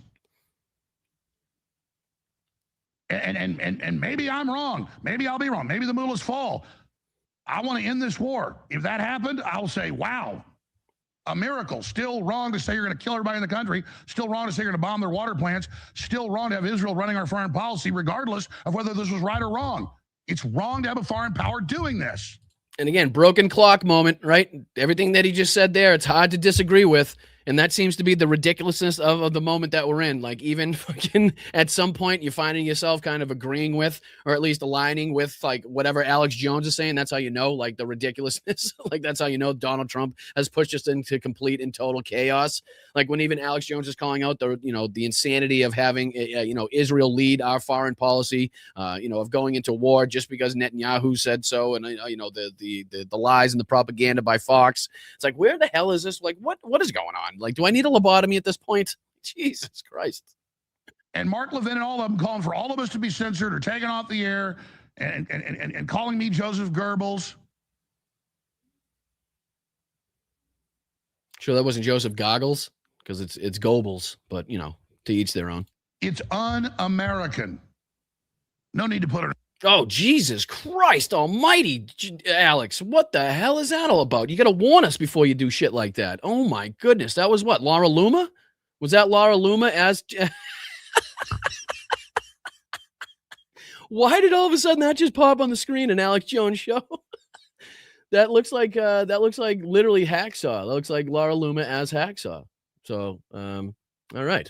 Looks like he ended his show with that one. That's a wild way for him to end that segment. I didn't see that one coming. But here's kind of this is what I wanted to show you from Greg Kelly before we get into a couple of these other clips here, because this is where Greg Kelly has one of the dumber moments, I think, in his kind of his I don't know what you call it, media career, as it were. But this is where he's trying to kind of excuse and make it seem like Donald Trump's like maniacal, genocidal, murderous sayings and rhetoric that he's been putting on social media is part of some like bigger plan. Some like, again, trying to make it seem like Donald Trump is so brilliant. Only he understands like what's going on behind the scenes. Nobody is on the level that he is. And he's got some like, plan that he's enacting. But listen to the person person that plan is following. And just let me know if you know of any reason as to why it might not be a great example of a president that you would align yourself with, just because of some of the actions, just because of some of, I don't know, maybe the criminalities that we know this guy was involved in. But I'll let Greg Kelly go on, where he talks about how this is part of some sort of madman theory where Donald Trump is just too good at this. People can't even understand the 5D chess that he's playing. We'll listen to Greg Kelly explain it. Less than 3 minutes on this clip again, because that's about as much Greg Kelly as one can sustain in a single day without absolutely shooting all the brain cells in your head one by one. So again, let's dive into this real quick. Greg Kelly trying to get us to believe that Donald Trump has some master plan, and it's because he's so great at this and that the art of the deal is in full swing right now. People are still talking about what President Trump tweeted. It was aggressive, no doubt about it, right? That statement was aggressive. I'm sorry. Aggressive is the word that you're going to use for, again, threatening to wipe out an entire civilization, calling them crazy bastards, saying they better open the fucking strait. And again, all of the other nonsense. And again, we read one this morning where he again talked about, if a deal wasn't signed, that it would be the destruction of the Iranian people, the destruction of the infrastructure as well. So again, just continuously throwing that out there, regardless of where we are in talks, negotiations, peace deals, or anything like that. It just the genocidal rhetoric continues from Donald Trump. But again, to Greg Kelly, apparently that's like it's just aggressive. That's all it is. Just a bit aggressive. Statement. Go ahead and put that up on the screen for me. A whole civilization will die tonight, never to be brought back again. And he puts it on the screen for his viewers to see, right? He tries to lie about it and then puts it on the screen for his viewers to see so they can actually see how genocidal and ridiculous and insane the comments actually were. A whole civilization will die tonight, never to be brought back again. Now, if you put and took away April 7th, 2026, and you put, I don't know, April 7th, 1939 on that, and you put a little dash in Adolf Hitler next to that statement, would anybody bat an eye, right? Would anybody say that doesn't sound like something Hitler would say?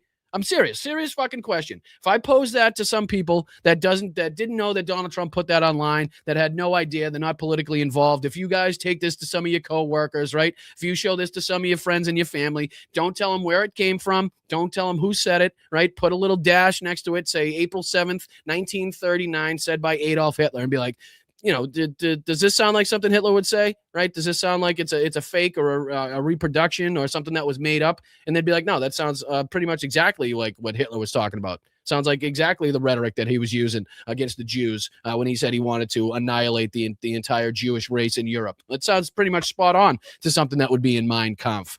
Again, showing you the ridiculousness, showing you the craziness, showing you the insanity of this. If you can compare it to anything the Nazis said, if you can compare it and throw it into any one of Hitler's speeches that he had back in the day, and it doesn't seem out of place, then maybe it's fucked up, okay? Maybe we should call that out. Maybe there's some way, shape, or form where this guy has, shown himself to be crazy, erratic, incapable, incompetent.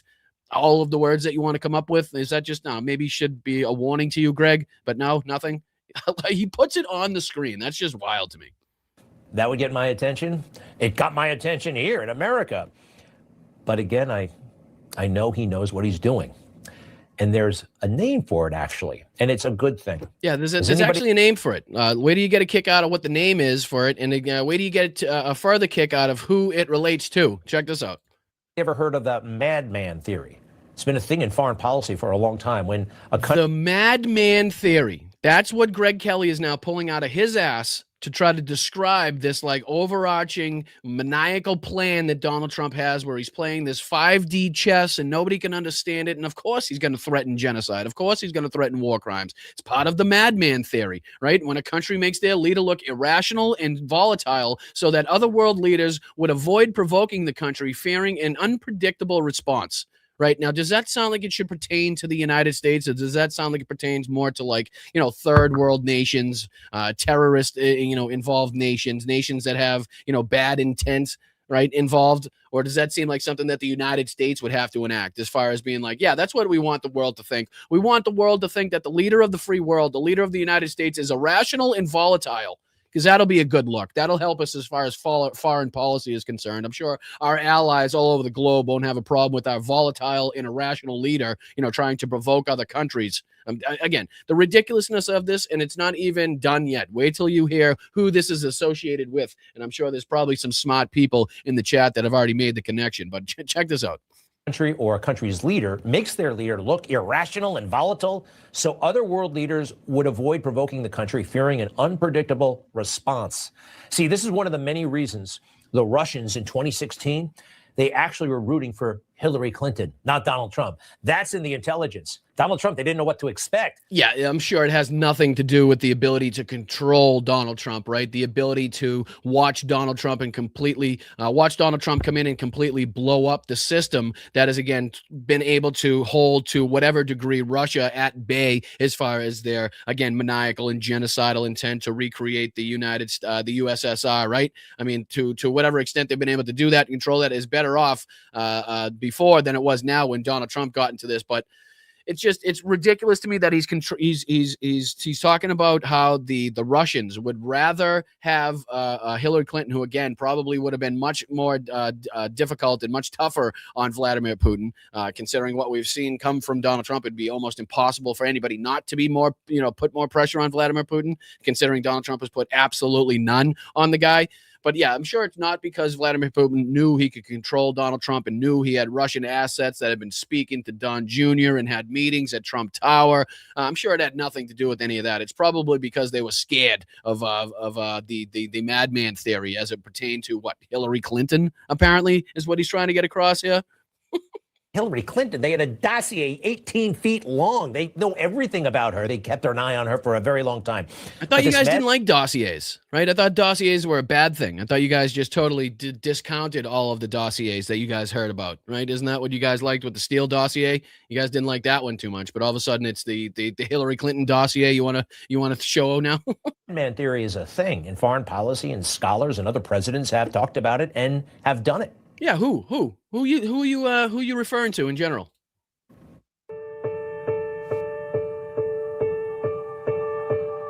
Nixon called it the madman theory. Nixon. Fucking Nixon. Now, do we know anything about, I don't know, Nixon's presidency that may have some like general comparison to the criminality that Donald Trump is engaged in, right? Like, is there a reason maybe not to point to Nixon's presidency as being like the shining example, to what we want to point to as far as that's concerned? Right? Probably not the way you want to go about being president in the future, considering what we know came from Nixon's presidency. So yeah, this madman theory, which was again associated with Nixon, he said he really wanted to make himself look unstable, volatile on the world stage. It goes on to talk about it here, but Donald Trump here, Greg Kelly trying to get you to put a comparison in your head between Nixon and Donald Trump using the madman theory, because it's not really them being crazy. It's not them really being fucking out of control and incompetent. It's actually like this. It's acting, right? It's a big ploy. It's a big game. It's like this big fucking game of theater, really, that he wants you to believe. The idea that he would pretend that he hated communists so much that he would get angry and he would do anything to destroy communism and save South Vietnam. And so it was called the madman theory. So we like to project this idea that he was mad and he would do anything to end the war. This led to one event that we're just finding out about now, at least recently, that Nixon ordered a nuclear worldwide alert. And it was secret until just a few years back when the documents came out. Very interesting. Very interesting, actually. And President Trump knew Richard Nixon. They socialized together several times. Yeah, it's a good thing. It's a good thing. Again, continue showing their association, their relationship. Does he understand where he's going with this? Does he understand how ridiculous this looks? Again, we don't have to dive into any more of this, but that's Greg Kelly trying to get you to believe that this madman theory is something that Donald Trump has been working on for quite some time. And that's kind of like this huge plan that he has.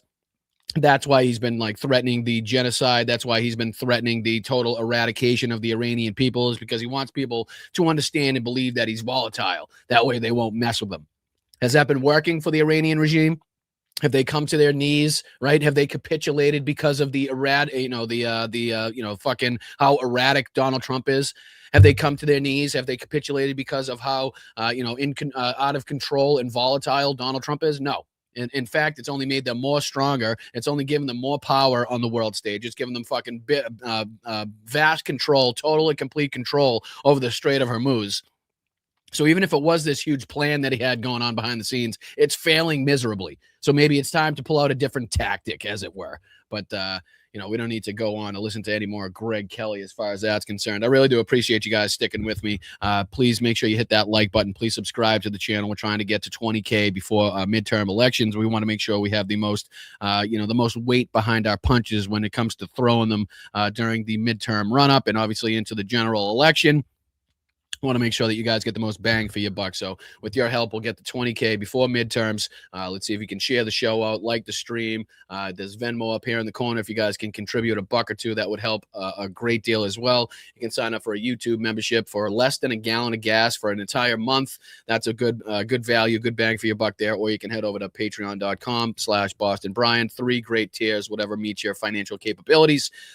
Just become part of the family, become part of the community here. And again, we try to do things the right way, completely independent.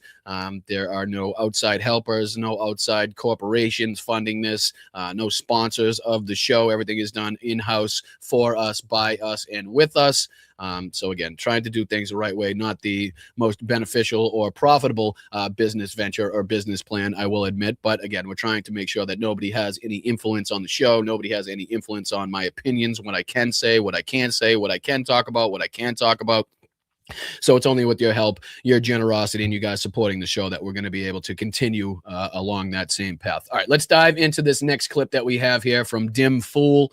Haven't seen Dim Fool in a couple weeks, I feel like. So again, we might as well dive into what Dim Fool's been taking a look at. And it doesn't seem like he's having a good time, guys. It's just anytime we talk about or bring up Tim Pool, it doesn't seem like he has anything beneficial. It doesn't seem like he has anything positive to talk about as far as the regime that he's responsible for getting into power right now in the Trump regime. Just all of this seems very, very bad. All of it sounds very, very doom and gloom as far as Tim Pool's videos and thumbnails are concerned. The titles of them are just, this is bad and, GOP is toast and all of this stuff because of the election results that we've been continuously seeing. Here's another one, because he's now trying to get everybody to believe that all of the clips from Alex Jones, all of the clips from Marjorie Taylor Greene, the clips from Laura Loomer, the clip from Joe Kent, the clips from Joe Rogan, the clips from Piers Morgan, the clips from Megyn Kelly, and the people that all over the internet now that were once firmly entrenched in the MAGA cult, now being able to, at least to some extent, call out Donald Trump for the actions and the reality of the situation we now find ourselves in. Tim Pool wants you to believe that is a psyop. Okay, that's not real. It's totally, completely made up. There are absolutely no dissidents inside of the MAGA cult. All of these political podcasters are being lied about. There is no sort of breakup. There are no cracks forming. It is a psyop made to harm Donald Trump's administration. He says, psyop to fracture Trump, support base exposed, weird media campaigns make no sense. So I'm curious how Dim Fool is going to spin this to his community, spin this to his audience, to try to get them not to listen to, again, all of these clips you're going to see from, again, Marjorie Taylor Greene, Alex Jones, et cetera, et cetera, et cetera. So let's see if we can dive into just a minute or two of this and see what he's trying to bullshit his audience. I appreciate you guys. Hit that thumbs up, hit that like button. Thank you to everybody on Facebook, YouTube, Twitch, Instagram, and Substack. You guys are amazing and continue to be, and I thank you for being that. Thank you. I believe that there is a coordinated effort to shatter the MAGA base and those who support Trump. And we're witnessing this obviously with prominent podcast personalities, former TV show hosts, who have taken up against Donald Trump, calling him things like the Mad King, saying he must be impeached. Now we have both left and right personalities saying Trump is bad. And oh boy, probably the funniest thing out of all of this is the desperate media attempt to align me outside of the Trump supporting camp. And it's the strangest thing to me. I think it's coordinated. I think it's likely. I'm sorry. So is he now pissed that the media is trying to establish him outside of the MAGA base? I'm curious. I'm not sure. I didn't watch this. I didn't pre-watch this. I wanted to suffer through it with you guys. But is he now trying to say, the guy that wants to every single show call himself out as being a moderate and independent, is he now pissed off that the media isn't recognizing him as like a MAGA bootlicker like he wants to be? I'm a little confused on that last statement, because we all know that he wants to be seen as this moderate. He doesn't want to be seen as having any responsibility, for getting Donald Trump and the Republicans into power like they have right now. He's just kind of this, shoot it by the hip, fly by the seat of my pants, call everything as I sees it type of journalist, as he'd have you believe. So I'm curious where he goes with this. To align me outside of the Trump supporting camp. And it's the strangest thing to me. I think it's coordinated. I think it's likely run by bots, and not necessarily bots, but coordinated accounts. And so what I would say is I generally have been supportive of Donald Trump. I'm not going to lie or deny it. I think Trump has been kind of like a net positive presidency. Oh, yeah?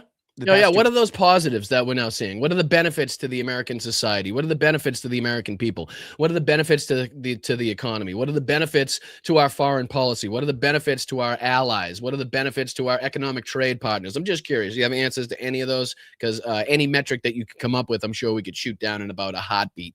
terms. I do think there's many things he's done wrong. Of course there is. I think that the Iran war was a mistake. I think it's showing itself to be damaging in the long run. But I am hopeful. I am hopeful that Trump can salvage something. And as I've long explained, I don't think the United States benefits from He literally just recognized that it was going to be detrimental to us in the long run, while also hoping that Donald Trump could like squeak some sort of, I don't know, victory out of this, right? So he's kind of admitting that we're going to be in a worse off situation. Like he's admitting that right now it is impossible to get back to where we were just 7 weeks ago, as far as the stability that we saw, which everybody thought was instability. Now people would fucking pay God knows how much to get back to that situation right now compared to where we are right now.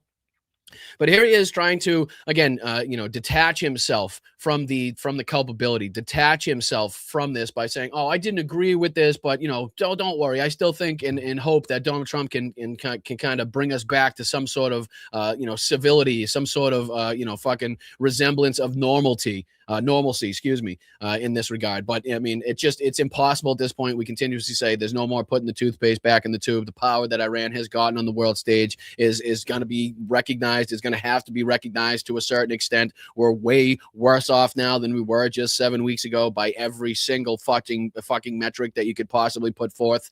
It makes absolutely no sense. But this is them, again, not having the ability to go the extra step, the extra mile in calling out Donald Trump to the full extent that he deserves to be called out. Also trying to, hedge their bets. What if something does come from this? What if Donald Trump doesn't get impeached? What if I have to kind of cover my tracks, cover my bases, and go back and continue to praise and lick the taint of Donald Trump? Then he can always pull these clips up where it's like, "Oh, I told you how supportive of I was. Didn't like the Iran war, but I did have hope that you would pull some sort of victory out of your ass at the end of it." Same way that Laura Loomer can have her fucking mealy mouth pushed back, right? Where it's like, "Oh, it's got to be the AIDS. It's not Donald Trump that did all this. He's brilliant, obviously. He can't be led around by the nose by Netanyahu." Same thing that they all do. Trump is always wrong no matter what rhetoric. We didn't want the war to begin with. Trump backs off the war. I say, okay, let's say it's good. Let's praise it. Let's get him to back off. Instead, what do we get? You get liberals and conservatives attacking Donald Trump, saying that he's wasted money, he's accomplished nothing, it was a mistake, he's a chicken, he tacos. And I'm sorry, Art, can you dispute any of those claims? Just a single one. Let's go through those claims. What do you say we just go through those one by one? I am hopeful that Trump can salvage something. And as I've long explained, I don't think the United States benefits from this Trump is always wrong no matter what rhetoric. We didn't want the war to begin with. Trump backs off the war. I say, okay, let's say it's good. Let's praise it. When did Trump back off the war? Because I recall him actually activating this war, him actually perpetrating this war alongside Benjamin Netanyahu. Where in fact is he backed off of this? In fact, the rhetoric has only escalated as far as what he's willing to do militarily to the country of Iran. So where is this like backing off? But again, let's go through the list that he has here. Him to back off. Instead, what do we get? You get liberals and conservatives attacking Donald Trump, saying that he's wasted money, he's accomplished. Has he not wasted money? Again, what is the Iran war tracker at? Let's see here. Iran war cost tracker, right? Iran war cost ticker right there. What are we at? Here you go. Throw this on the screen. throw this on the screen for you guys. So again, this is the conservative estimate, by the way. Okay, this is still calculated at $1 billion a day, when in fact experts from almost the third day of this war have speculated that it is almost 3 to 4, even 5 times that what we're spending. So again, this is now calculating at almost $46 billion spent. And what have we gotten from that? What do we have to show for that? What have we gotten in return? What extra power do we have? What extra access do we have to different bodies of water? What other economic or again foreign deals have we made?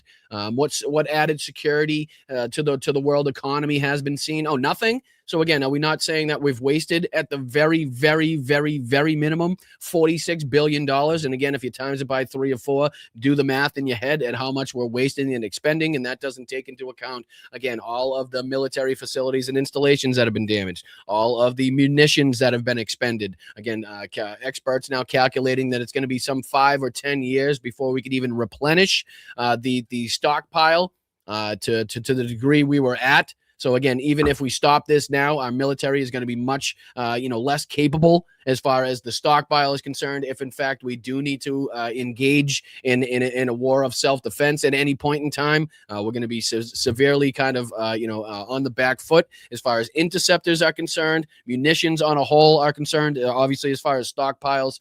But in what way, shape, or form can you say that 45 or 90 or again 135 billion or more dollars being spent on this war already, if not much, much more, isn't a complete and total fucking waste of money? How is that even a possibility? What was his next claim?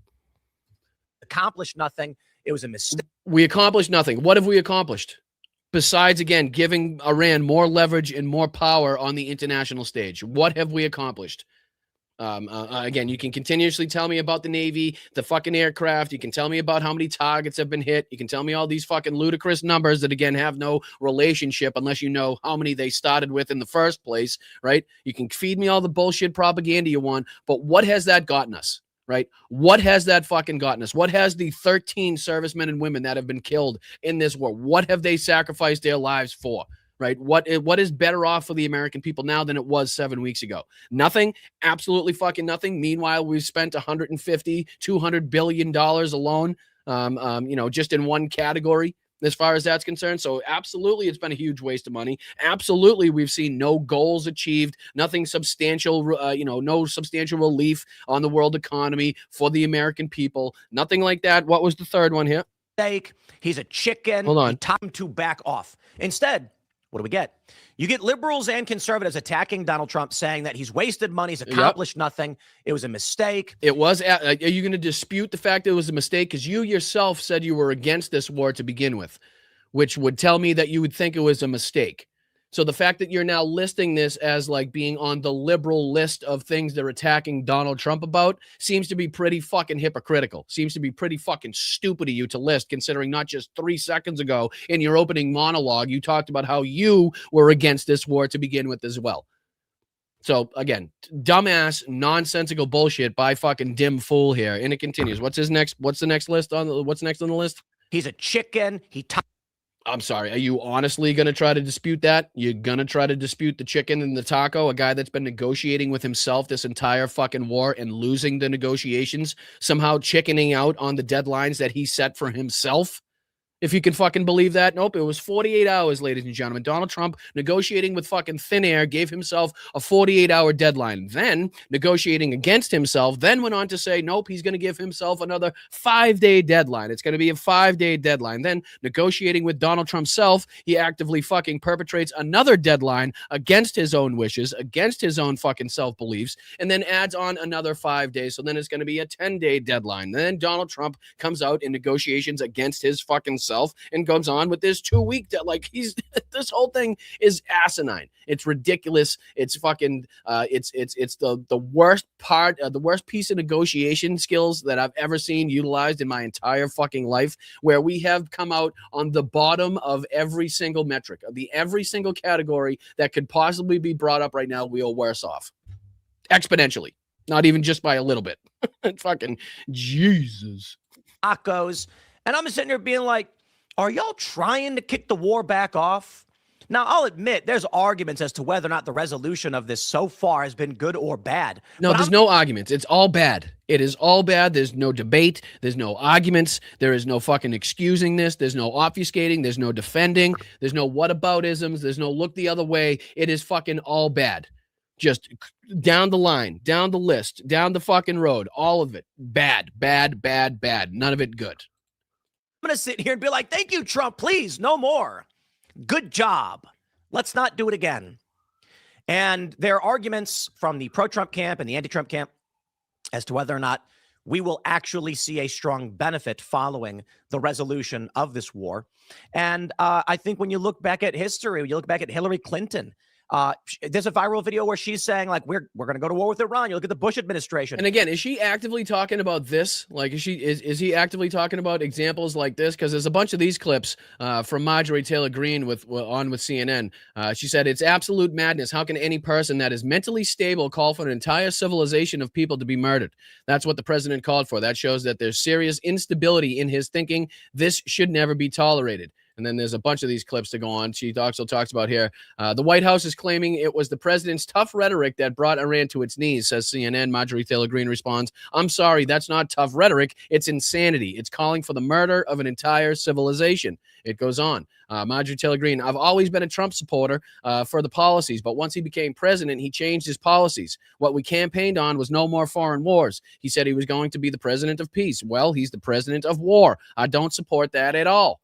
She goes on here. Other Republicans are terrified. They're cowards. And I really have to call out Speaker Mike Johnson, who calls himself a Christian. I don't know how he can stand by those words. That was so offensive to me. Any Christian servant in Congress or the administration really needs to take pause and ask themselves, as a Christian, do you support the president calling to wipe out an entire civilization of people? I don't think you should, because that's not what Jesus said. That's not what Christianity is all about. She even goes on to talk about Trump in the Epstein files, the relationship with the Epstein files.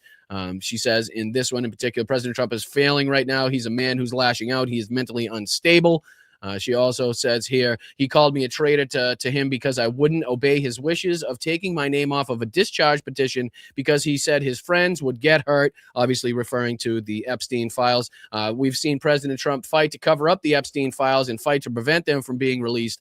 I think that speaks for itself. And again, these are just a couple clips here on with Marjorie Taylor Greene on with CNN, further going after Donald Trump, calling him mentally unstable, calling him, basically calling for his removal, saying he should be nowhere near the hands of power. And then it goes on here where a couple of these different clips of Mark Root have popped up, just really pissing me off even further. So I don't think I'll dive into those. I know that's just gonna stir me up.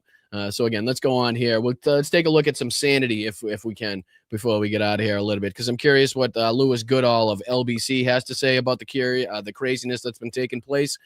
He says here, the title of this is Incompetence or a Lie, Louis Goodall on the Iran ceasefire. Just kind of curious where he lies, where LBC lies as far as their thinking, as far as their take on, again, the nonsense, the craziness over the last couple of days. So if we could just dive into about a minute or two of this, I would greatly appreciate it. Hit that like button. Again, my name is Brian. This is Blunt Politics, and I appreciate you joining me. Not a ceasefire.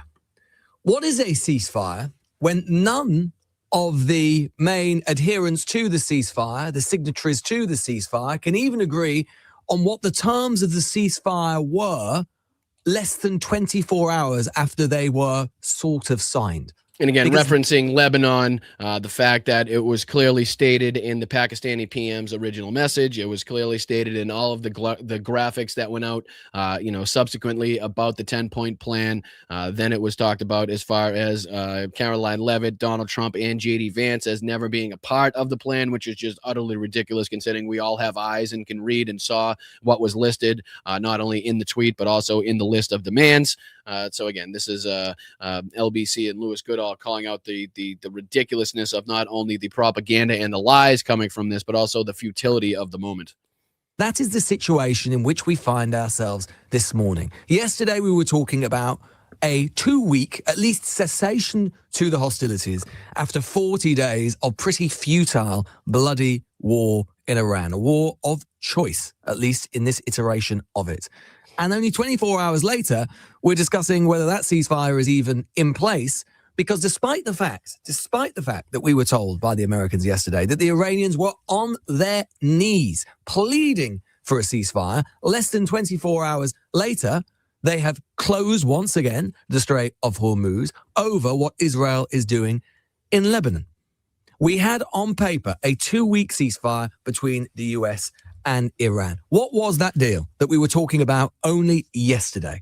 That Iran would reopen the strait, that tiny stretch of water through which so many of our commodities and goods and crucially oil flows. The region steps back from the brink, except within hours, as I say, Iran closing it again. They say because Israel is still bombing Lebanon, mass airstrikes in Beirut, hundreds dead, 1 million displaced over the course of the conflict.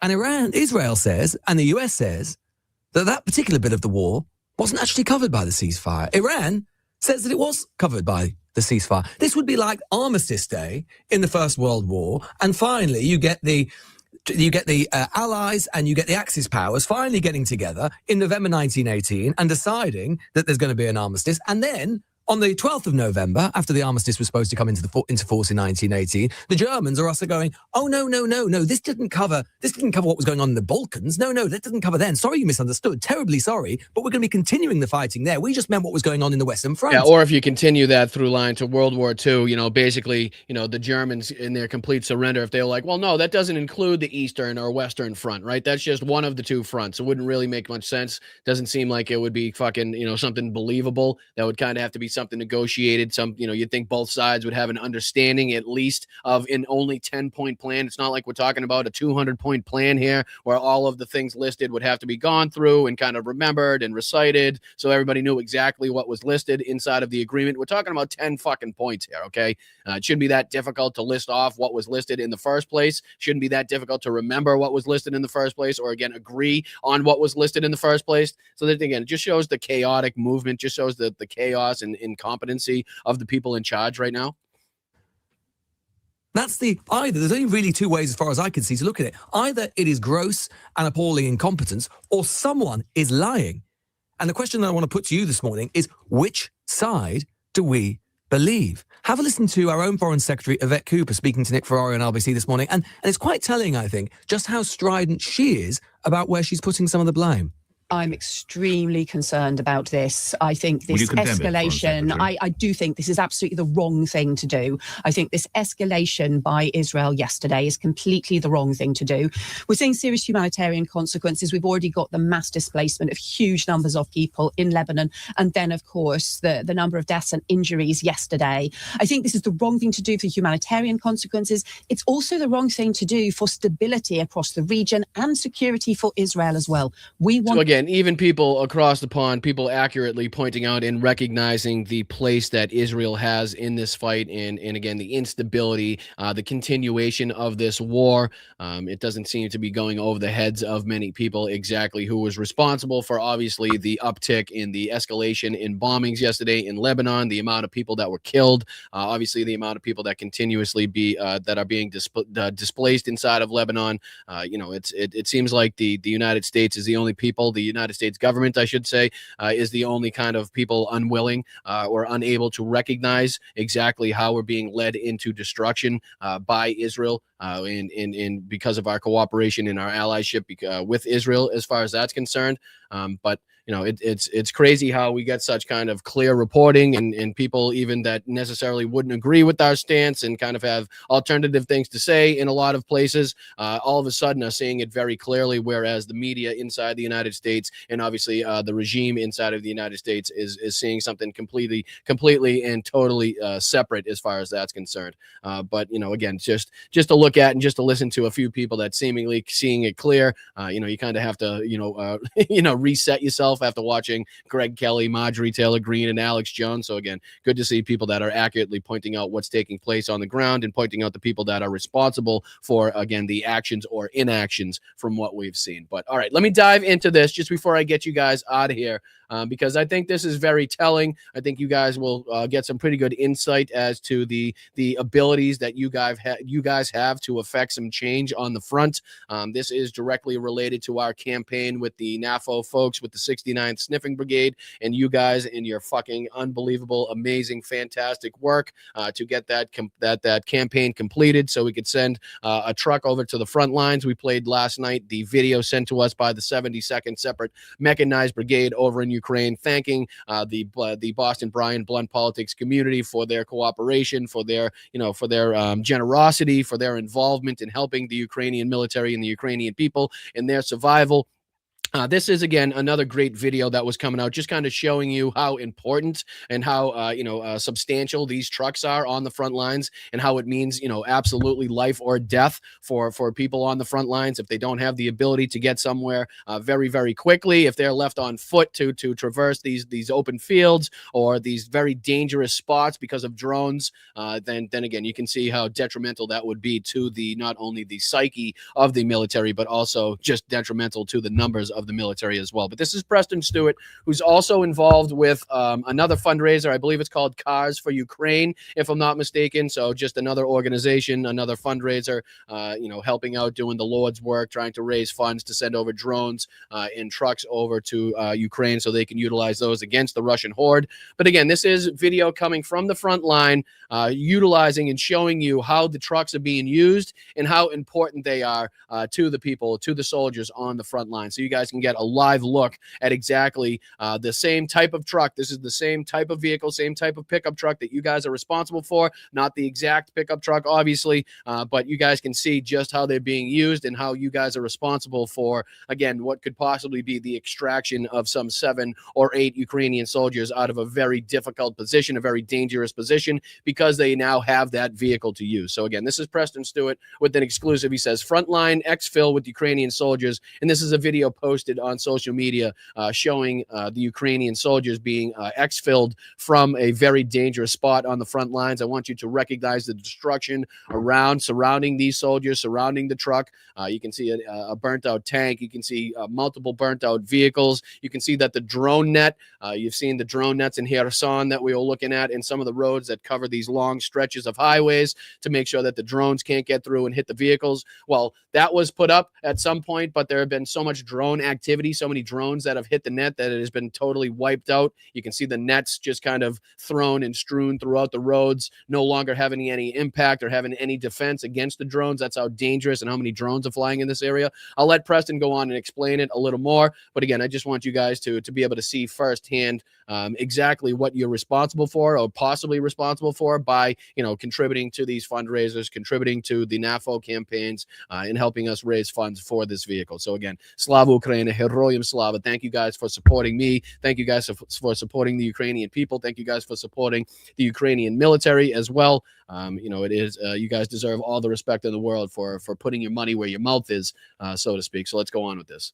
All right, what's going on, everyone? So today we've got some exclusive footage showing the perspective of Ukrainian soldiers infilling and exfilling near the front. And it gives you an idea of just how absolutely terrifying that process must be. We've got a Russian mill blogger getting concerned about the increasing losses of their soldiers at the front, battlefield updates across the south and east. And stick around to the end of today's video. We've got another delivery of a vehicle that you all helped fundraise to soldiers in Ukraine. Now, starting out, I'm going to play this first video. This is the 104th Territorial Defense Brigade using a vehicle from Cars for Ukraine to pick up some of their buddies right near the front. Here we go. So again, as you just heard, this is a vehicle for the exact fundraiser, not Preston's exact fundraiser that he was responsible for, but the same fundraiser, the same agency that was responsible for Preston's fundraising is responsible for getting this truck on the front lines. I think it's reported that this truck has now been in use for some 6 or 7 months, which is pretty substantial considering the lifespan typically of these vehicles is not that long, to the best of my knowledge. You can also see here, let me get out of the way, on the top of this vehicle, the drone jamming system, and this exact system that you're now looking at strapped down with the orange straps on top of this vehicle. Again, the same type of vehicle that you guys in this chat are responsible for sending to the front. You can now see the drone, the jamming system on top of that. That is the exact jamming systems that we saw on my trip to Ukraine, the humanitarian aid convoy in Ukraine some months ago, that they were utilizing, that they were preparing, that they were prepping these vehicles for. So now to see this in action, now to see it, being utilized on the vehicles, almost, potentially that you guys are, responsible for sending to the front lines is again a sight to behold. But you can see here how fast they're going. You can see the amount of destruction on the side of the roads. Looks like this is a fucking robotic kind of ATV type of thing here on the left-hand side. You can see the drone nets kind of strewed on the side of the road there. Look at the destruction on the right-hand side, and then check this video out.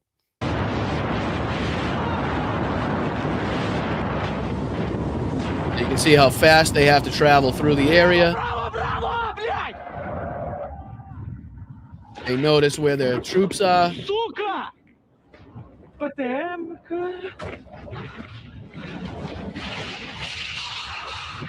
So again, here you can see they're in a pickup truck, clearly in a pickup truck, going to exfil these soldiers out of harm's way. Залазьте, мужики! Давай, все залазь! Все, блядь! Девасик! Сідайте, які рюкзаки, давайте, братва! Сатана, залазь! Давай нахуй то все, блядь, пиццу! Повар, держись! Вот солому зад!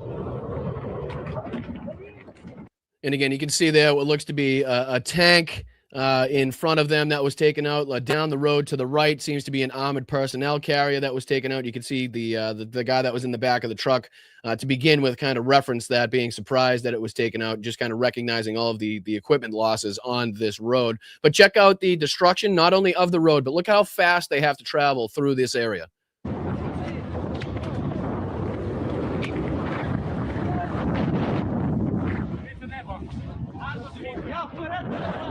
So you can hear them there. You can see it said that they were saying, watch the sky. But as Preston comes on and tells you about, it's not only the sky that these soldiers need to be worried about. It's not only the sky that they need to be concerned about in this regard, because we've been hearing reports and seeing kind of Russian bloggers talk about the, kind of the drones that are now waiting and hiding. They'll basically land.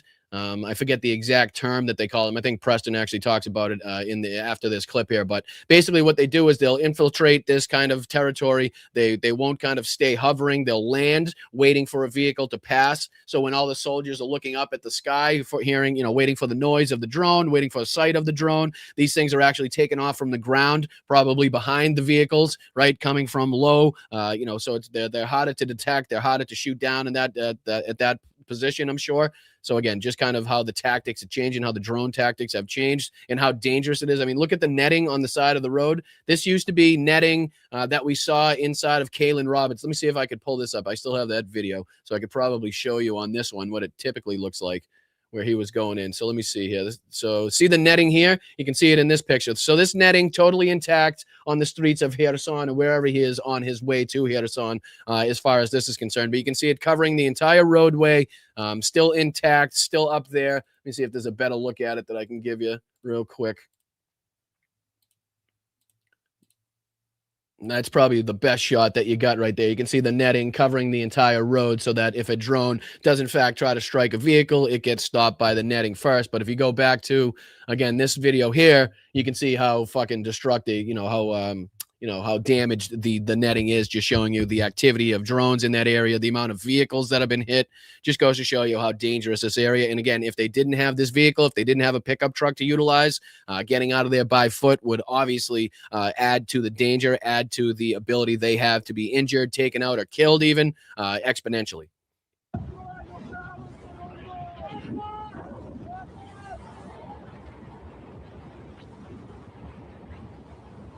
You can see all the debris in the road, the shit that they have to dodge, the cars that have been moved to the side to try to give them a path, a lane, so they can fly through this as fast as possible, thus making them a more difficult target to hit.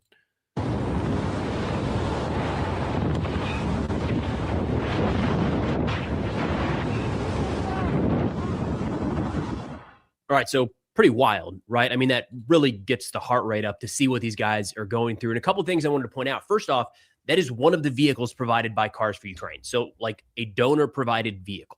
All right, it's not one that we've provided through this campaign, but this went to the 104th Territorial Defense like 6-9 months ago, and they're still putting it to use. So a couple things I wanted to call out in the video. First off, this thing sitting on the top of the vehicle, electronic warfare suite under there. So this is jammers to prevent Russian drones from being able to target the vehicle as it approaches. As you move through, you can see we do have some netting right at the beginning. That's the remnants of netting that went over over both of these roads at some point. And again, he just kind of goes over some of the things that I was talking about as well. But just to kind of give you a short clip, a short indication of how, pivotal, some of these vehicles are in some of these moments and how it absolutely goes to save the lives of Ukrainians all over the front line, and that you guys have a huge role to play, a huge part to play as far as that's concerned, even with the single vehicle. That's going to go on to help to benefit the 72nd in a way that, we probably couldn't even imagine. Right. So again, huge thanks to you guys. Just wanted to make sure that you guys show, you guys see what you're responsible for, even if it's not directly that vehicle, gives you some extent of an idea of what's taking place and how the trucks are being utilized. So again, huge thank you to you guys. A huge shout out to everybody that contributed. Unfortunately, I am over time. I wanted to go through a little bit more of the Kaylin Robertson documentary, but maybe we'll save that for our Friday viewing. We got about another 20 minutes or so to go on that one that we didn't get through. So again, maybe we'll save that for Friday. We'll save that for tomorrow's broadcast, and I'll let you guys go out and enjoy the sun while it's out. I do appreciate you guys. Another great show, but again, I'm always biased. So you guys let me know what you think. Let me know where I can improve. Let me know where you think I'm doing good. Leave a comment after this video is posted. Leave an emoji in the chat. Make sure the old algorithm knows that you guys are involved and active and like what you're watching. And what do you say we get thanking some people that were contributing to the show while I was talking my face off? I really do appreciate you guys. Anybody that's reached out via Venmo, which is right here, take a quick picture with your cell phone, takes you right to the old Venmo. Quickest, easiest way to get the money to where you want it to get to without YouTube or any of the other platforms taking their cut. So, but again, all other ways are beneficial. All other ways can be utilized as well, whether that's Patreon, PayPal, whether that's signing up for a YouTube membership just underneath me, whether that's going to bostonbrian.com, checking out the merch. The Blunt Politics merch shop is again back up and running and in action. And again, some of the best shit that I think we've ever put out. So again, I really do appreciate everybody going over there and copping some of the merch, supporting the show. We try to do this as independent as humanly possible. And right now we are completely and fully and totally independent. And I'd like to keep it that way. And it's only with your generosity that we're going to be able to grow this show, grow the platform, and get to 20K and beyond. So hopefully you guys can share this out to friends, family, coworkers, people that you think might like this, people that you think might need to hear this. Even if you don't think they might like the show, maybe there's something involved in this show that's beneficial, informational, that they might need to hear. And maybe that gets them hooked. You never know. So send the show out, share it out on all your social media platforms. I really do appreciate all the mods for taking care of me and making sure that chat stays safe. Let's get into thanking some people. I want to say thank you to Rochelle H. right off the bat for her $20 contribution on Venmo. Thank you so much, Rochelle. Very much appreciate that. I hope you're having a wonderful day. Enjoy the sun if you have it shining on you today. Thank you so much to Geneva. I'll say Geneva H. Oh, my goodness, Geneva H. Thank you so much for your amazing $50 contribution on Venmo. Thanks for your hard work. Great content. Well, I thank you so much for that. And hopefully I'm pronouncing this name correctly. It's Geneva. I'm assuming it's Geneva. If I'm mispronouncing that, my apologies. But thank you so much for your beautiful contribution. I hope you're having a wonderful, wonderful day. And again, I hope the sun's shining on you wherever you may be. So thank you for that as well. Next person on the list I want to thank is the fabulous, who's the next fabulous? Dame Clark. Come on. Thank you so much. And sorry that I just fucking outed you on that one. I'll say Dame C. How about that one? Thank you, Dame C, for the 10.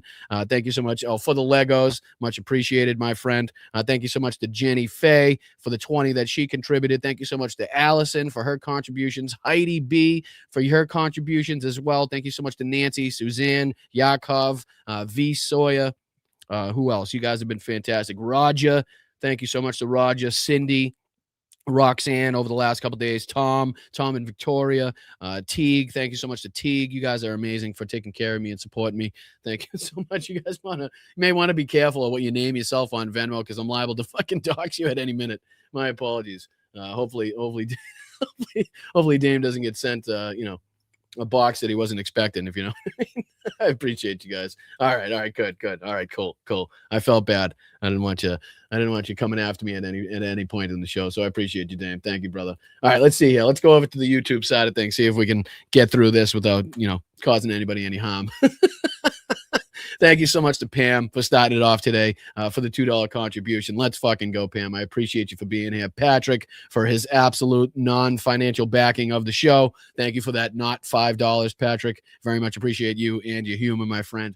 Thank you so much for coming back time and time again. Not only that, but supporting the show time and time again as well. Hope you have a great day. All right, what's up, David? Appreciate that. Thank you so much for the $20 contribution. Snatch defeat from the jaws of victory. Exactly right. All you got to do is kind of reverse that original saying, and you'll probably have what's going through Donald Trump's mind. That's basically where we've gotten ourselves, Dave. You're absolutely right, and I do appreciate your contribution, brother. Thank you so much.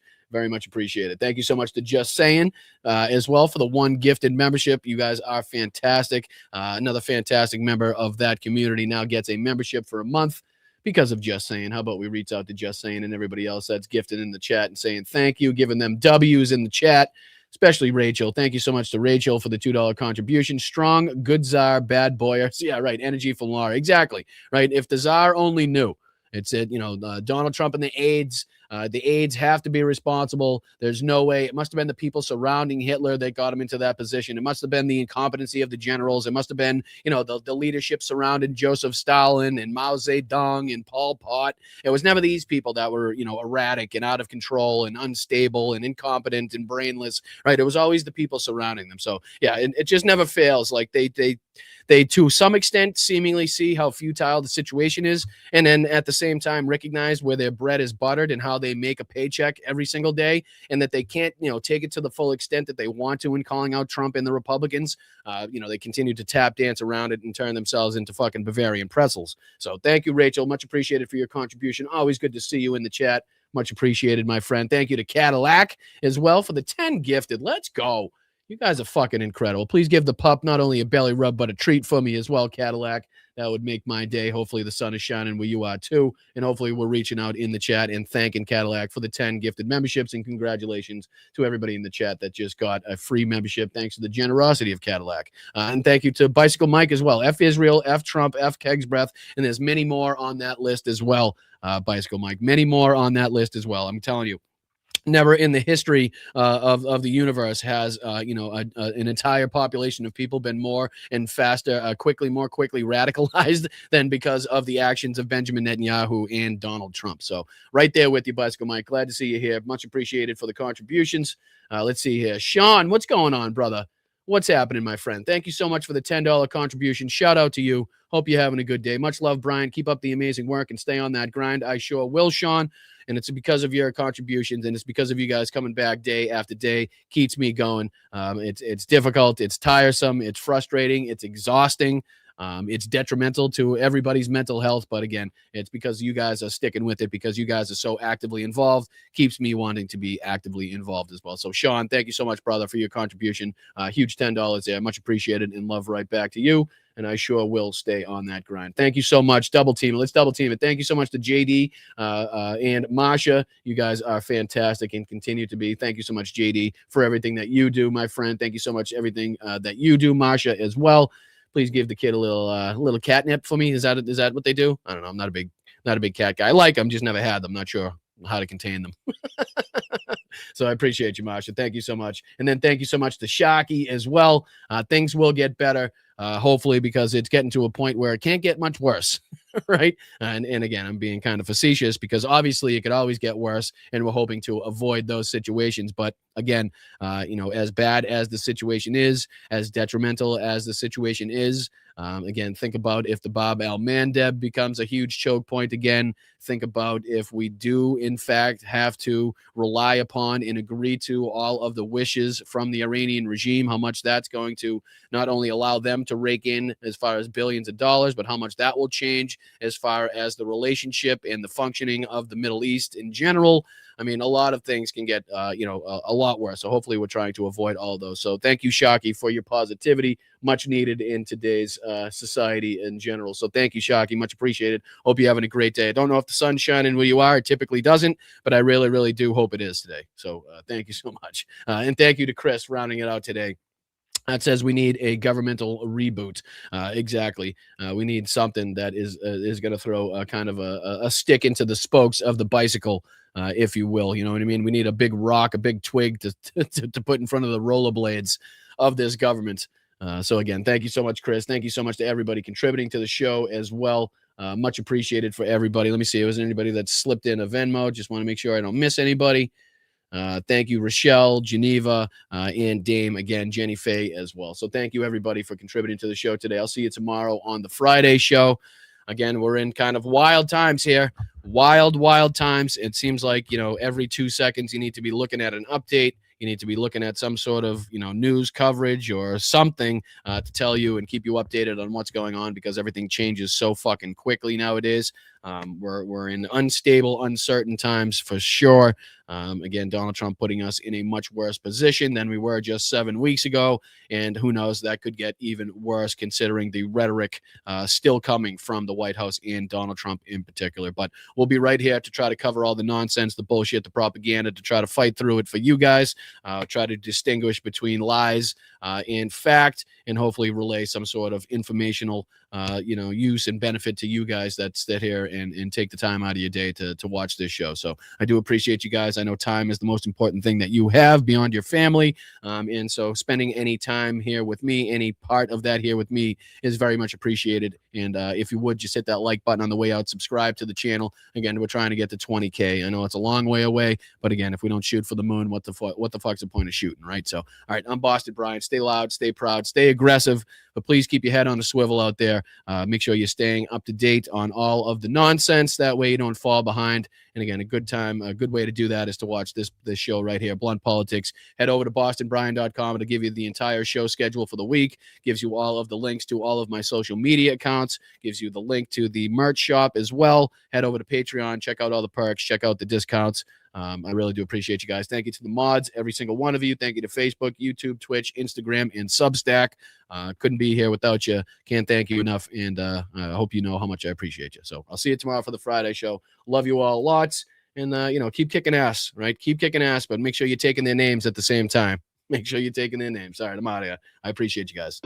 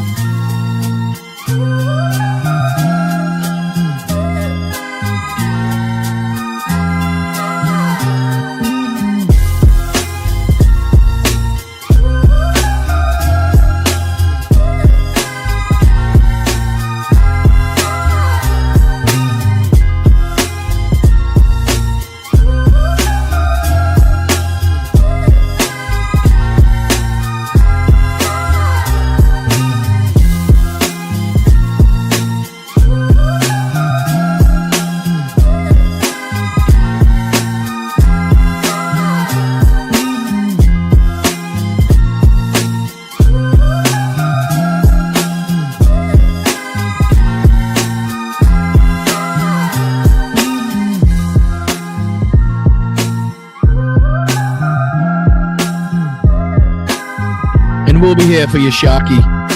We'll be here for you all along the way. We got you.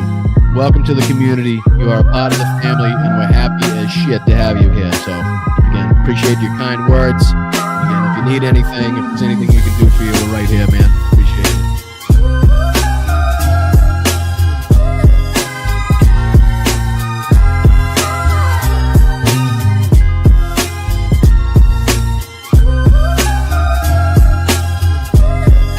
Thank you, Rachel. Have a great day. Much appreciated. Thank you, Gamer. Thank you, Pops. Thank you, George. Appreciate you, Jorge. Good to see you, my brother. Make sure you give that dog a nice belly rub. Nice fat treat for me.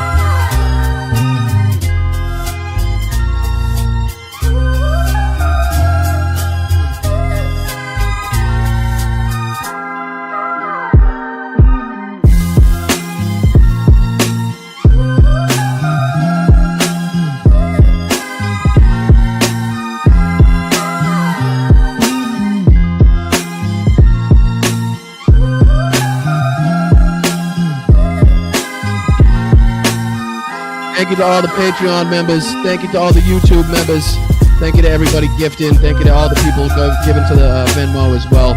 Keeping this thing going. I can't thank you enough for it.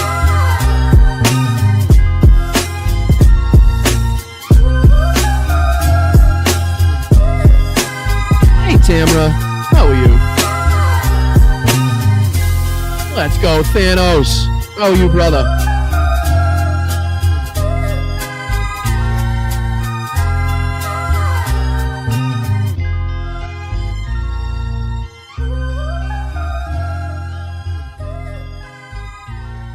We're inviting Americans from all across the country to come.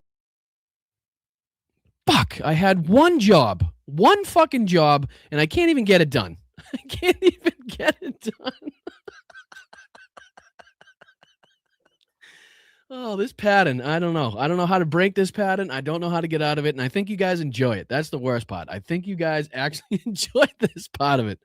Fuck me. It's one button, Bri. God damn it. One fucking button. All you got to do is hit loop. It says loop, so it loops and it doesn't stop. And you got to do that so you don't look like an asshole. But anyway, I'm out of here. I meant to do this, and I want to come back and say hi, and I appreciate you guys. So let's try this again.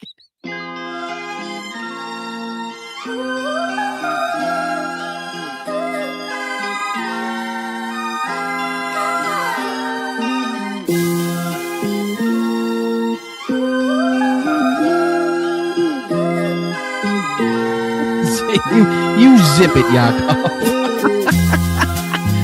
Oh, what an absolute fucking numpty.